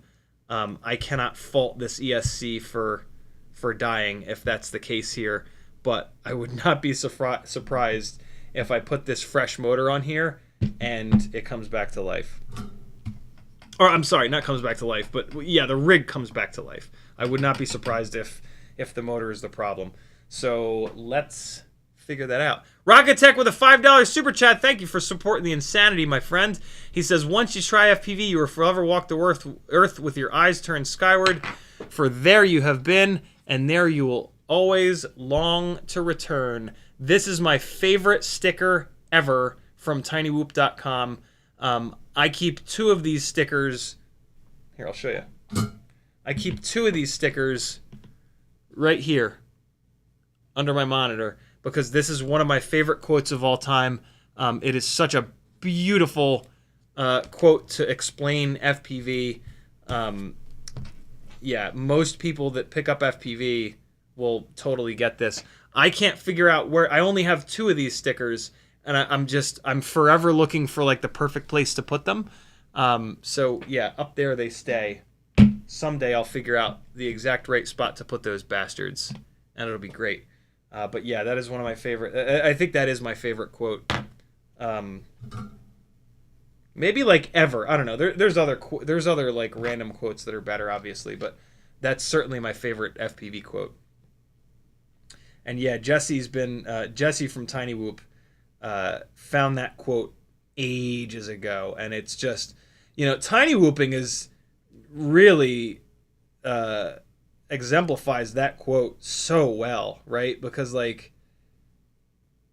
anybody can get into it. It's super cheap, super easy.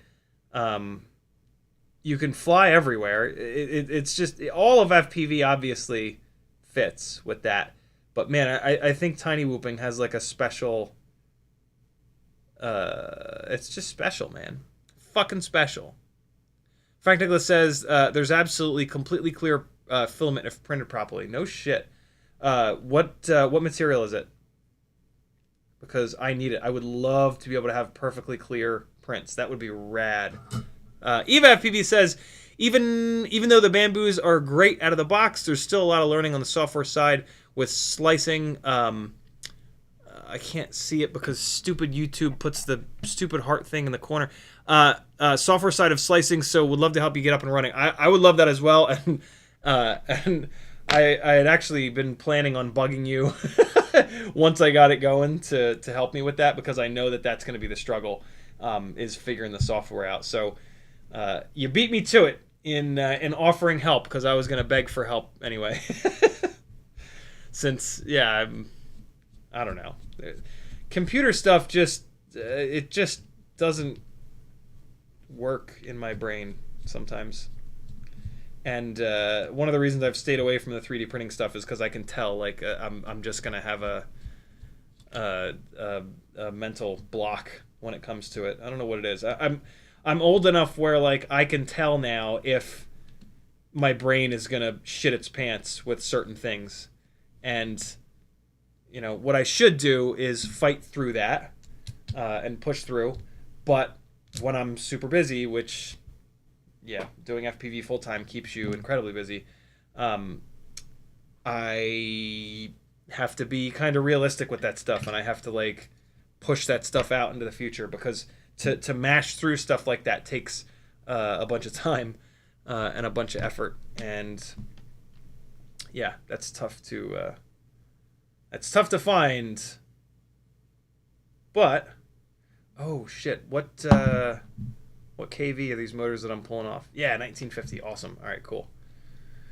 All right, so here we go. Here's how I swap a motor. Put the motors butt to butt like this. Line up the stators. Take your 2 index fingers like this so that you can hold the motors exactly even. Your thumb and your ring finger here can hold the wires together like this. Make absolutely sure that you have it as lined up as possible. And then pinch here. And then you can cut your motor wires the exact same length. This is the quickest way to do it that I've found. All right. I didn't get all the way through that one. Cool. And so now your new motor has the exact same length wires as the old one. I actually cut these a little bit shorter.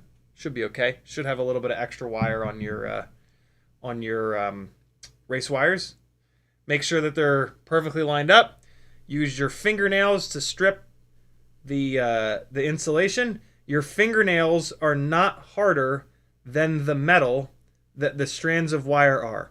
So your fingernails will never nick any of the individual strands of wire. If you use cutters or anything that's metal, you have the chance of nicking 1 or 2 or 10 of these inner strands of wire, and that's not good. You want as much throughput as you can get to the motors. After I peel it off, I just take a fingernail and pull down the silicone a little bit, because when you pull, if you haven't, like, really dug your fingernails into it, you can pull this silicone up a little bit. So make sure that you push it back down so that you have the right amount. When you hit it with heat, it'll kind of pull itself back down, but it's just a quick little thing to do. So you got 1, we got 2, and we've got 3. All right, now we're going to tin these. What tinning does is it preloads the wire with a bunch of solder. Your pads should also be tinned, and what that means is you're going to have enough solder on the wire and on the pad so that you don't have to add any extra when you're installing the motor. And that's really important because none of you have 3 hands or 3 arms. So our pads are already pre-tinned. Oh my God. Oh boy. That's about the right amount of solder that you want on the pads. Come on, you jerk.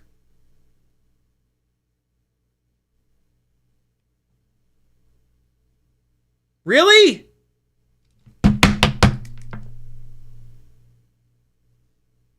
Oddly enough, that doesn't help. Come on, man. There we go. There it is. That's about the right amount. You could have a little bit more than that, but that's about right. And so now you take your motor, try to make sure that the individual strands of wire do not get all frayed. So like when you put the motor down, put it down like this. Don't put it down in the other direction because that'll pull those strands of wire. Get like a little block. See, I made the mistake. And now there's a couple little strands going the opposite direction. That's fine. Just do this. Get them straightened back out. You can even twist this. Oh shit, I'm not low enough.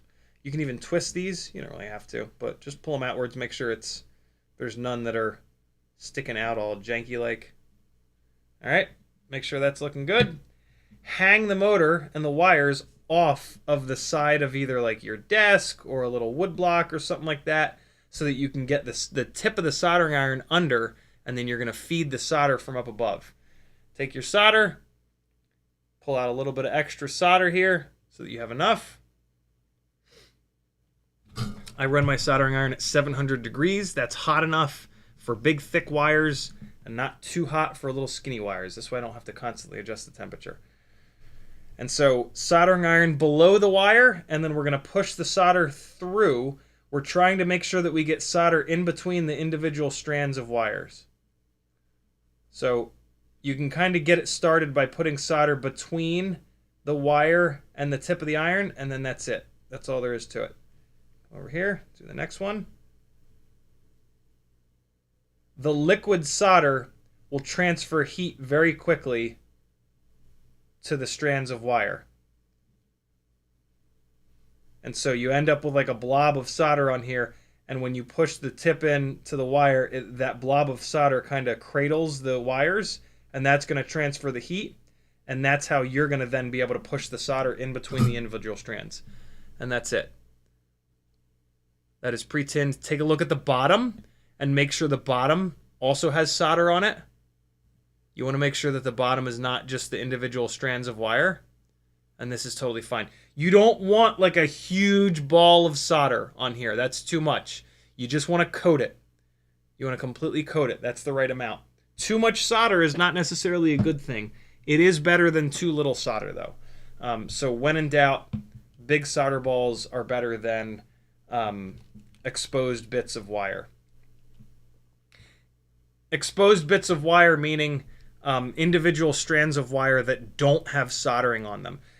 The actual perfect amount of solder is all of the individual strands are coated in solder and silver, but you can see the individual strands. Good God, is it hard to do that? And so for us, it's usually a better bet to just have like a little bit of a ball of solder. All right, it is super hard for me to do this with this camera in the way. So you're not going to get the best view of this, but there's not a whole lot I can do. I like to do the first one by hand. You're going to put this part of your hand down on the desk. You don't want to be floating like this. If you're floating like this, your shoulder is doing all the work. So your shoulder is holding up the weight of your entire arm. So of course you're going to be a shaky bastard because this entire thing is being held up by these shoulder muscles, right? At the very least, you want to get your wrist down on the desk. Now it's just like your wrist muscles that are just holding your hand up. That's going to help out a lot. But even better is to roll your hand forward and get as you're trying to have as little of a lever as possible, right? Like I have contact with the table that's not moving all the way up here. So it's just like my fingers holding this up, And if you really look here, I'm bracing my ring finger on my pinky. So I've got like the only lever is there. See, between that point of contact to the motor, it's just that tiny little lever. And so I can hold this thing super, super, super stable. When the solder is cooling, it's really important to not move it. If you're in here shaking as this thing is cooling, that's going to create a cold solder joint. And those are the solder joints that either don't pass full, like all the voltage, or they break in the worst case scenario. So don't do that. These are like super basics in soldering, but I cannot believe how many people that I see that have been soldering for a long time that aren't doing these things, and their work really, really, really suffers for it. So first one we're going to do by hand. Get a good grip on like the stator. Oh wow, you guys can't see shit. I'll move this a little bit here in hopes that that helps. Now you have to do your job, Logitech, and fucking focus, you piece of asshole. Wow, it's being really worthless tonight. Usually it's awful, but this is like next level awful. Wow. Come on, man. Work! Arrgh! There it goes. Okay. So before you bring the tip of the soldering iron in, you need to have this perfect. You need to not be shaking. You need to bend the wire so that it's just right. You do not want to be making adjustments with the tip of the soldering iron on the work. So get this absolutely perfect so that that wire is going to go down. Make sure that you are holding it properly. Of course, it goes out of focus again.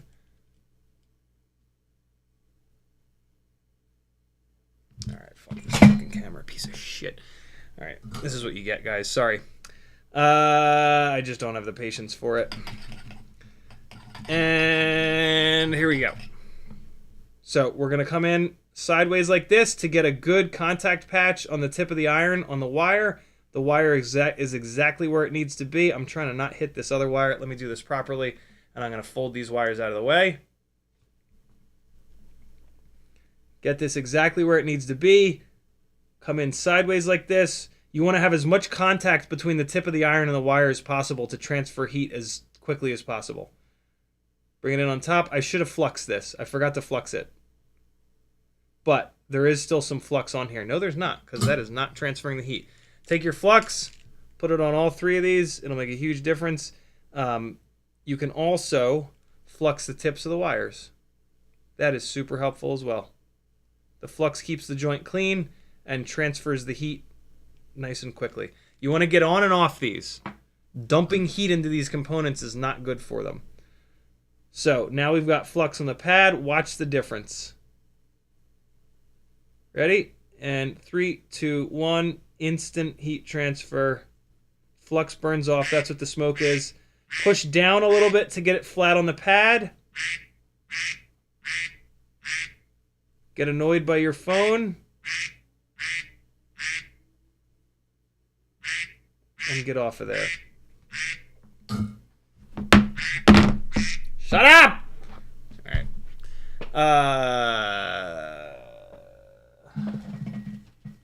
Feel bad for throwing this camera. I'm just so fed up with these fucking Logitech cameras. Like, how is your focus algorithm so bad? And this is what you want to see. You want the wire to be flat on the pad, and you want the silicone to be hanging off the side. There is everything there for you to focus on, you jackass. Although, it looks like that wire picked up a little bit. It looks like when the wire was cooling, it kind of popped up. So this is actually not what you want. Let me fix this. I know exactly why this happened.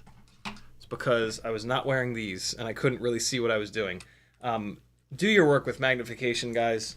Being able to see what you're doing the quality of your work will explode. It makes such a difference. Oh yeah, that is a shitty solder joint right there. All right, so now I'm gonna do this right. And so since I fluxed it before, there's still some flux residue left over, so I don't really need to do it again.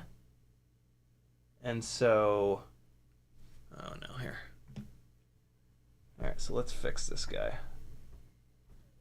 And so now I'm going to be doing it with tweezers. All right, so we're going to put heat into this. I'm going to hang this off the side. There we go. Much better. This is actually what you want it to look like.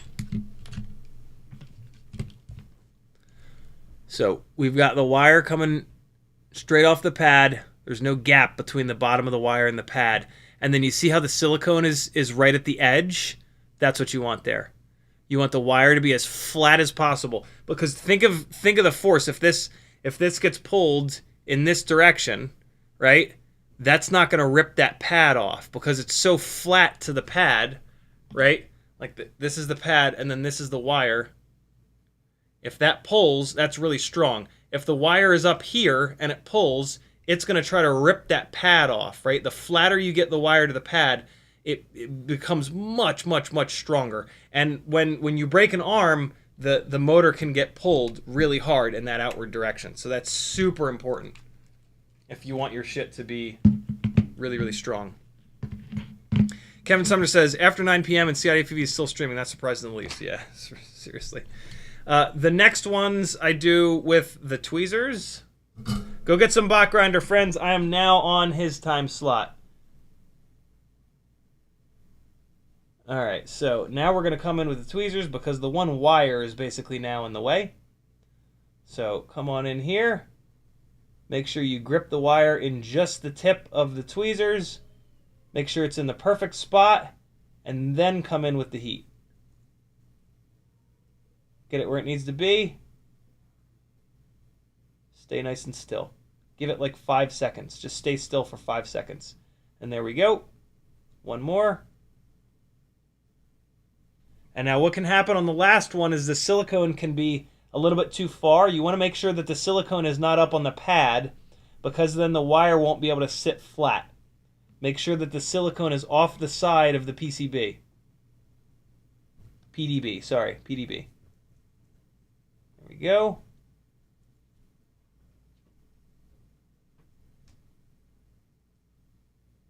Push down a little bit to flatten out the strands. Ah, that didn't come out all that good. All right, so let's rework this one. Put heat back on the pad and gently raise it up. The strands of wire started to flay outwards a little bit. So just straighten them back out and then right back down. Oops.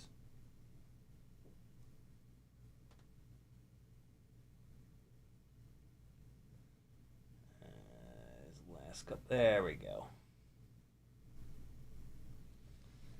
That one start lifting up. Nope, it's nice and flat. And that is what you want to see.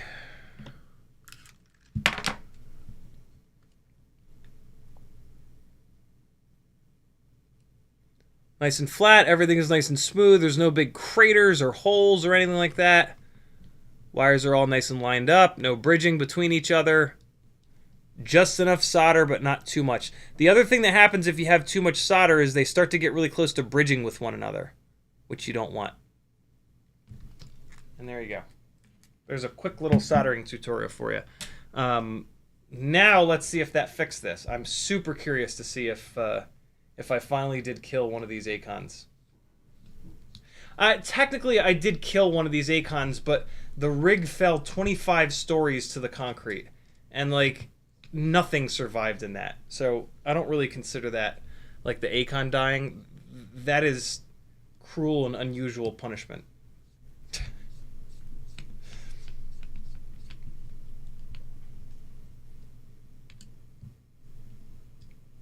If this is dead, this is a proper, like, the ESC died from a normal crash, because I've not hammered this thing super hard like that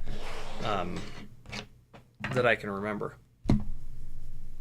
Eva FPV rightly says flux saves lives. If you're having problems soldering, I can almost guarantee you the problem is that you're not using enough flux, or you're probably not using any flux.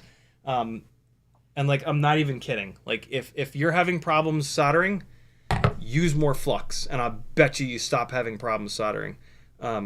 If you're not using flux, you're just making it so much harder on yourself. There's absolutely no reason. Even if you're really good. I had a while where like I got good enough where I kind of didn't need to use it because there is flux in the core of the solder.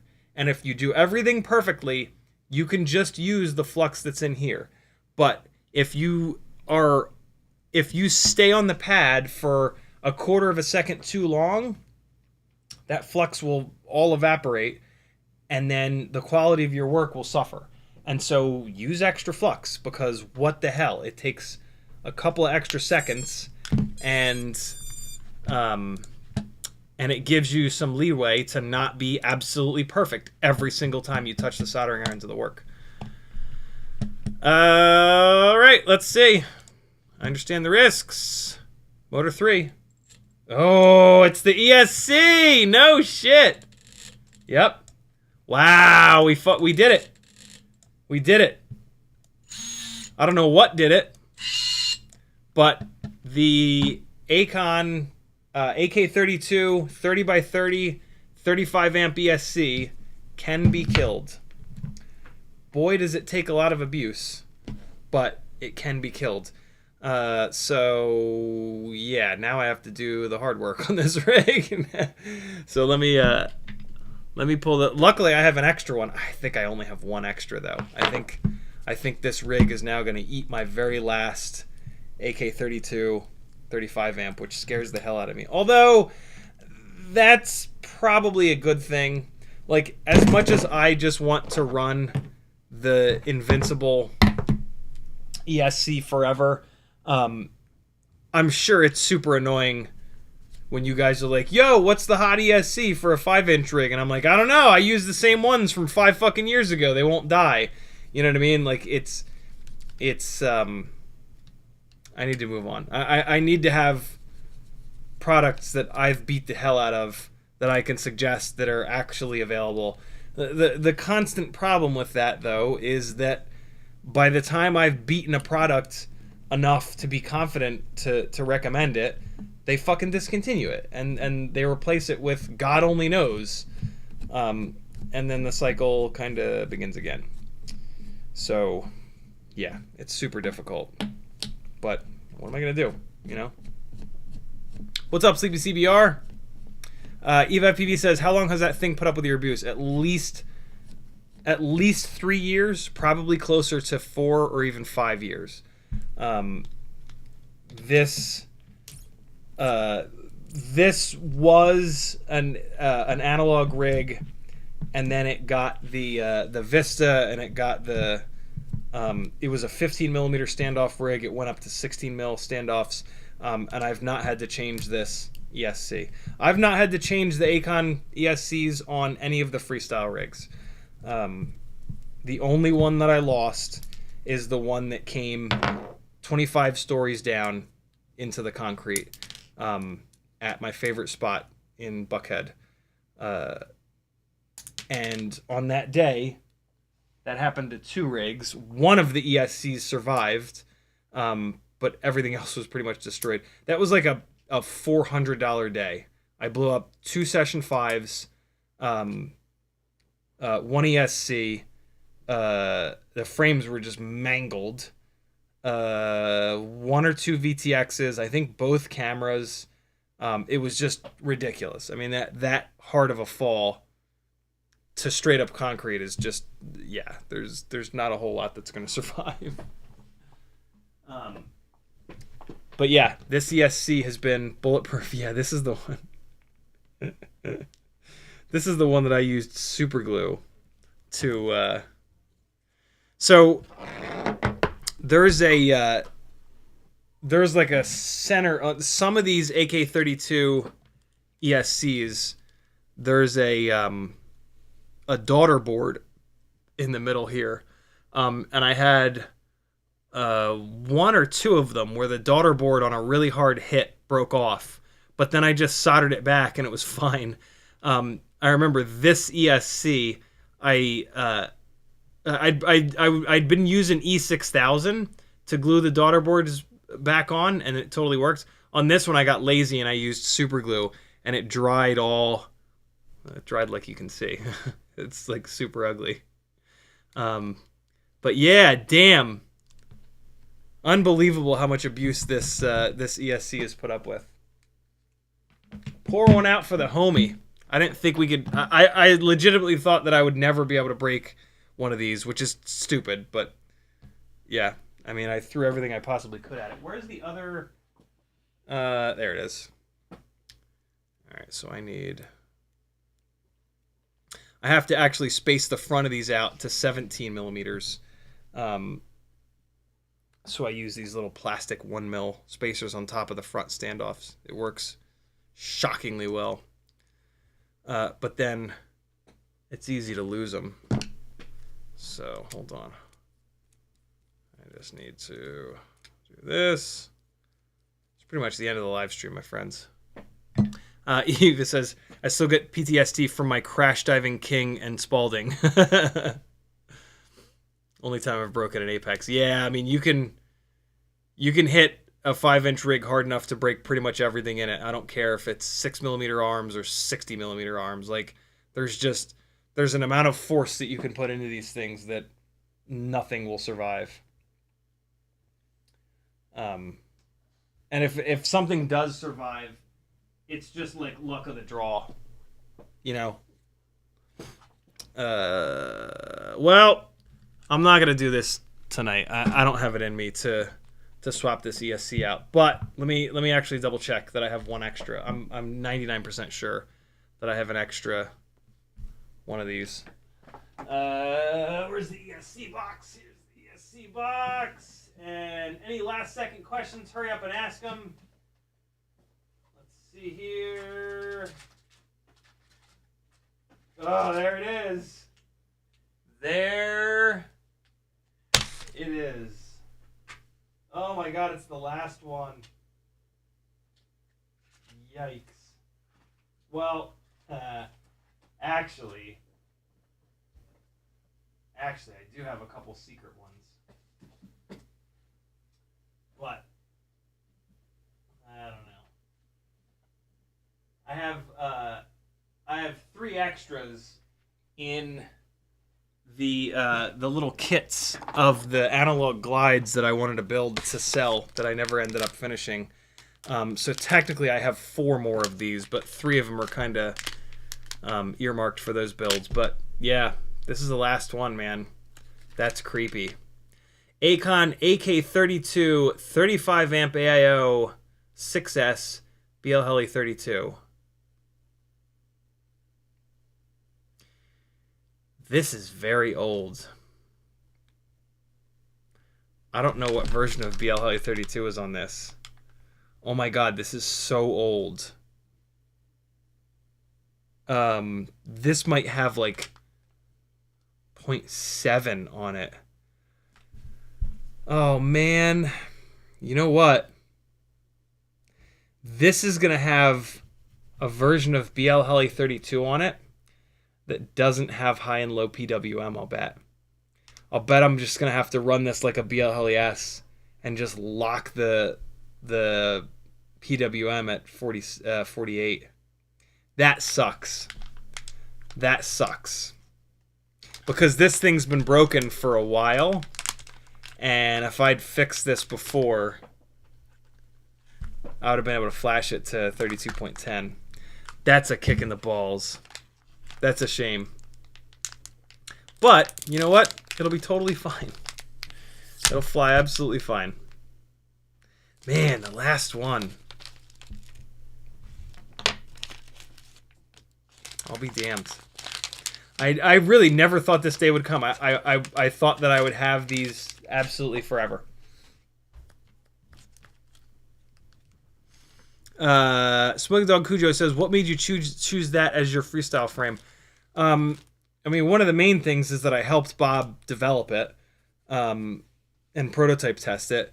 But basically the glide frame had the best motor protection on the ends of the arms, and that saves tons of money. The motors are very expensive, the arms are not. And so yeah, the motor protection was one of the biggest things. Also the weight of the frame, it is like exactly strong enough for a lightweight build, and like a build that's like 600 grams.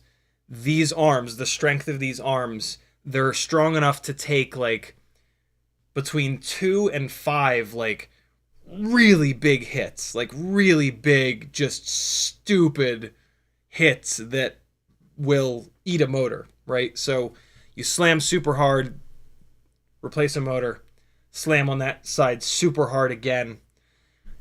If those 2 hits were hard enough, sometimes that arm will break. And when the arm breaks, it will absorb a bunch of that energy, and it'll potentially save the motor. So sometimes on the second massive hit, you'll save a motor, swap the arm, and away you go. That cycle starts again. More often than not, you'll eat another motor, and then on the third really big hit or the fourth, that's when the arm will let go, and it'll save the motor for you. I don't recommend frames where you break arms on that first big hit. That's a bit much. It gets a little bit annoying because sometimes you don't hit the motor, right? Sometimes you crash really hard and all the energy goes into the arm. So ideally, first massive hit is like this, and the motor's okay. And the arm gets that big shock load put into it and starts to delaminate or whatever. Second mega hit, hopefully it's like this again, and the arm will probably survive again. Best case scenario, third mega hit is inverted into the motor, the arm breaks, the motor survives, swap the arm out, you're good to go. That's the cycle that during the frame sort of being developed and the thickness of the arms, the width of the arms, and all that shit. And we're going back like 4 years ago now, 5 years ago almost. Yeah, that was the cycle that I kind of got into.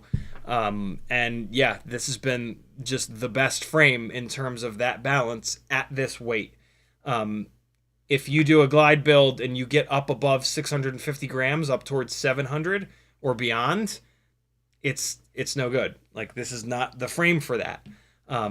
You start to get into a situation where like every big hit breaks the arm. Some people don't mind that because if it's an inverted hit, it's going to save the motor, and the motors are $26. The arms are 4, 5, 3, whatever, right? You replace the arms with just screws. You replace the motors with a soldering iron. So yeah, there are people that run glide builds at 700 grams, 750 grams. I wouldn't. If I was going to fly that heavy, freestyle, crashing a lot, I would go to a frame with, I would probably go to the newer glide with the thicker arms, and it'd probably be fine. But yeah, in my quest for the absolute cheapest possible way to fly freestyle hard and crash a lot, this is the thing. Motors became the most expensive part, and yeah, this frame has helped me save lots and lots and lots of motors. Because the arms will actually break when you hit hard enough to grenade the motor. And so yeah, it's got that balance there, which is really cool. Here it is. Here's the daughter board that I was telling you about. So this I will not install this ESC as it is here. I will run, so you see that's the daughter board, and so it's got 2 solder points back there. It's got one more solder point there in the corner, and then it's got 2 solder points here up in the front. And so if you hit hard enough, this board will break right off, and then the ESC won't work. But I've had that happen, and I've just soldered it back in, and it's been totally fine. I've found this on the concrete next to the quad. So to prevent that from happening, all you got to do is run a bead of E6000 around the daughter board. I used to do it with epoxy, but then I realized that E6000 is totally fine because like you've got that bead going all the way around it, and it's, you know, the E6000 is like right in that little groove, and it's plenty strong going all the way around. E6000 is kind of stretchy, right? So you would think that it might move, but you've got a bead all the way around, so that's completely enough. This doesn't matter to any of you because nobody has this ESC because it got discontinued years ago. But I guess if you ever get an electrical component for a freestyle rig that has a daughter board soldered down on top, it's going to break off. I can almost guarantee you. Solder is not a good... the physical properties of solder suck. It's not a good thing to hold stuff together with. It's not strong. It's very soft.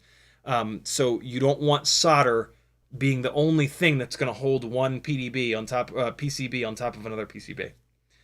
So yeah, but there aren't many components that have the daughter board scenario set up. Striker with the last comment of the live stream, he says, I'm like, what's better, DJI 03 or HDZero? Do I feel latency? I can barely afford analog LMAO. It's a tough decision, man. The video systems all have their pluses and minuses, and we all have to make that decision for ourselves. And you'll inevitably get it wrong and have to get another one. But hey, the value of this stuff stays pretty good. Try to buy used stuff, and then you can buy it for the same as what you'll eventually sell it for, as long as you don't blow it up.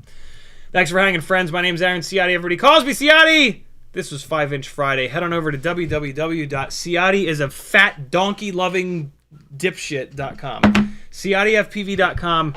Click all the buttons. Join my Patreon if you want to hang out with the cool kids. A bunch of affiliate links. If you're doing an order on the internet, it's 2024. There are content creators making fun stuff on YouTube that need your help. Use someone's affiliate link. It's free money. It doesn't affect you in any way. Change your bookmarks to affiliate links. Change your URL bar recommendations to affiliate links. Shout out to WeBleedFPV. Thank you for the incredibly generous care package. And then whoever sent me that hardened steel 3D printer nozzle, thank you very much. That's super cool of you. I got a set of 5 Wasps for sale. I've got a bunch of XT30 connectored 6S batteries for sale that are absolutely brand new. Some other random stuff for sale. Let me know if you need anything. Love you guys. Bye! I'm not ready. Here comes some flying. Wait, here. Let me copyright donkey myself. I'm working on the Pride Run edit, and it's pretty cool. I'm gonna pour a bunch of time into this edit because it's yeah, it could. Well, you'll see. I only have a little bit of it done, but I'm putting extra time in because I can tell that it's going to be a good one. There we go with that. Here we go with this. So I need to. I only really have like the very first clip picked out, to be honest, because I have like 5 different ones that I'm trying to figure out. So this is super rough, but here's a little sneak peek for those of you that have stuck around till the end. All right, go back to the beginning here, and I don't even have like a transition to open this thing, but here you go, friends. I'll see you on Sunday at 3 o'clock. Bye-bye! Nope, I don't want that. Hold on, I need to turn that off. I'm just going to play this, and then I'm just going to end the live stream. This is going to be a rough end of the live stream, but it'll be worth it. Love you guys. Bye!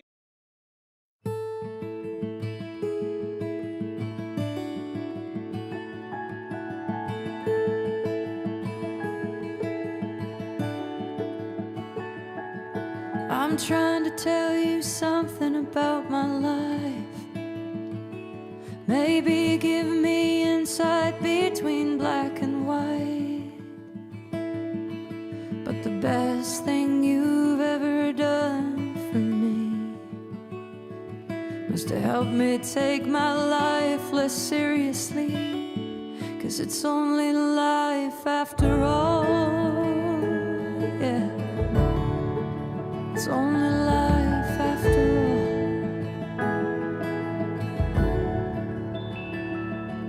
Well, darkness has a hunger that's insatiable, there's a call that's hard to hear. I wrap my fear around me like a blanket. I sailed my ship of safety till I sank it. I'm crawling on your shore. I went to the doctor, I went to the mountains, I looked to the children, I drank from the fountains. But there's more than one answer to these questions, pointing me in a crooked line. And the less I seek my source for some definitive, the closer I am to find. The closer I am to find. I went to see the doctor of philosophy with a poster of Rasputin and a beard down to his knee. He never did marry or see a B-grade movie. He graded my performance. He said he could see through me, and I spent 4 years prostrate to the higher mind. Got my paper and I was free.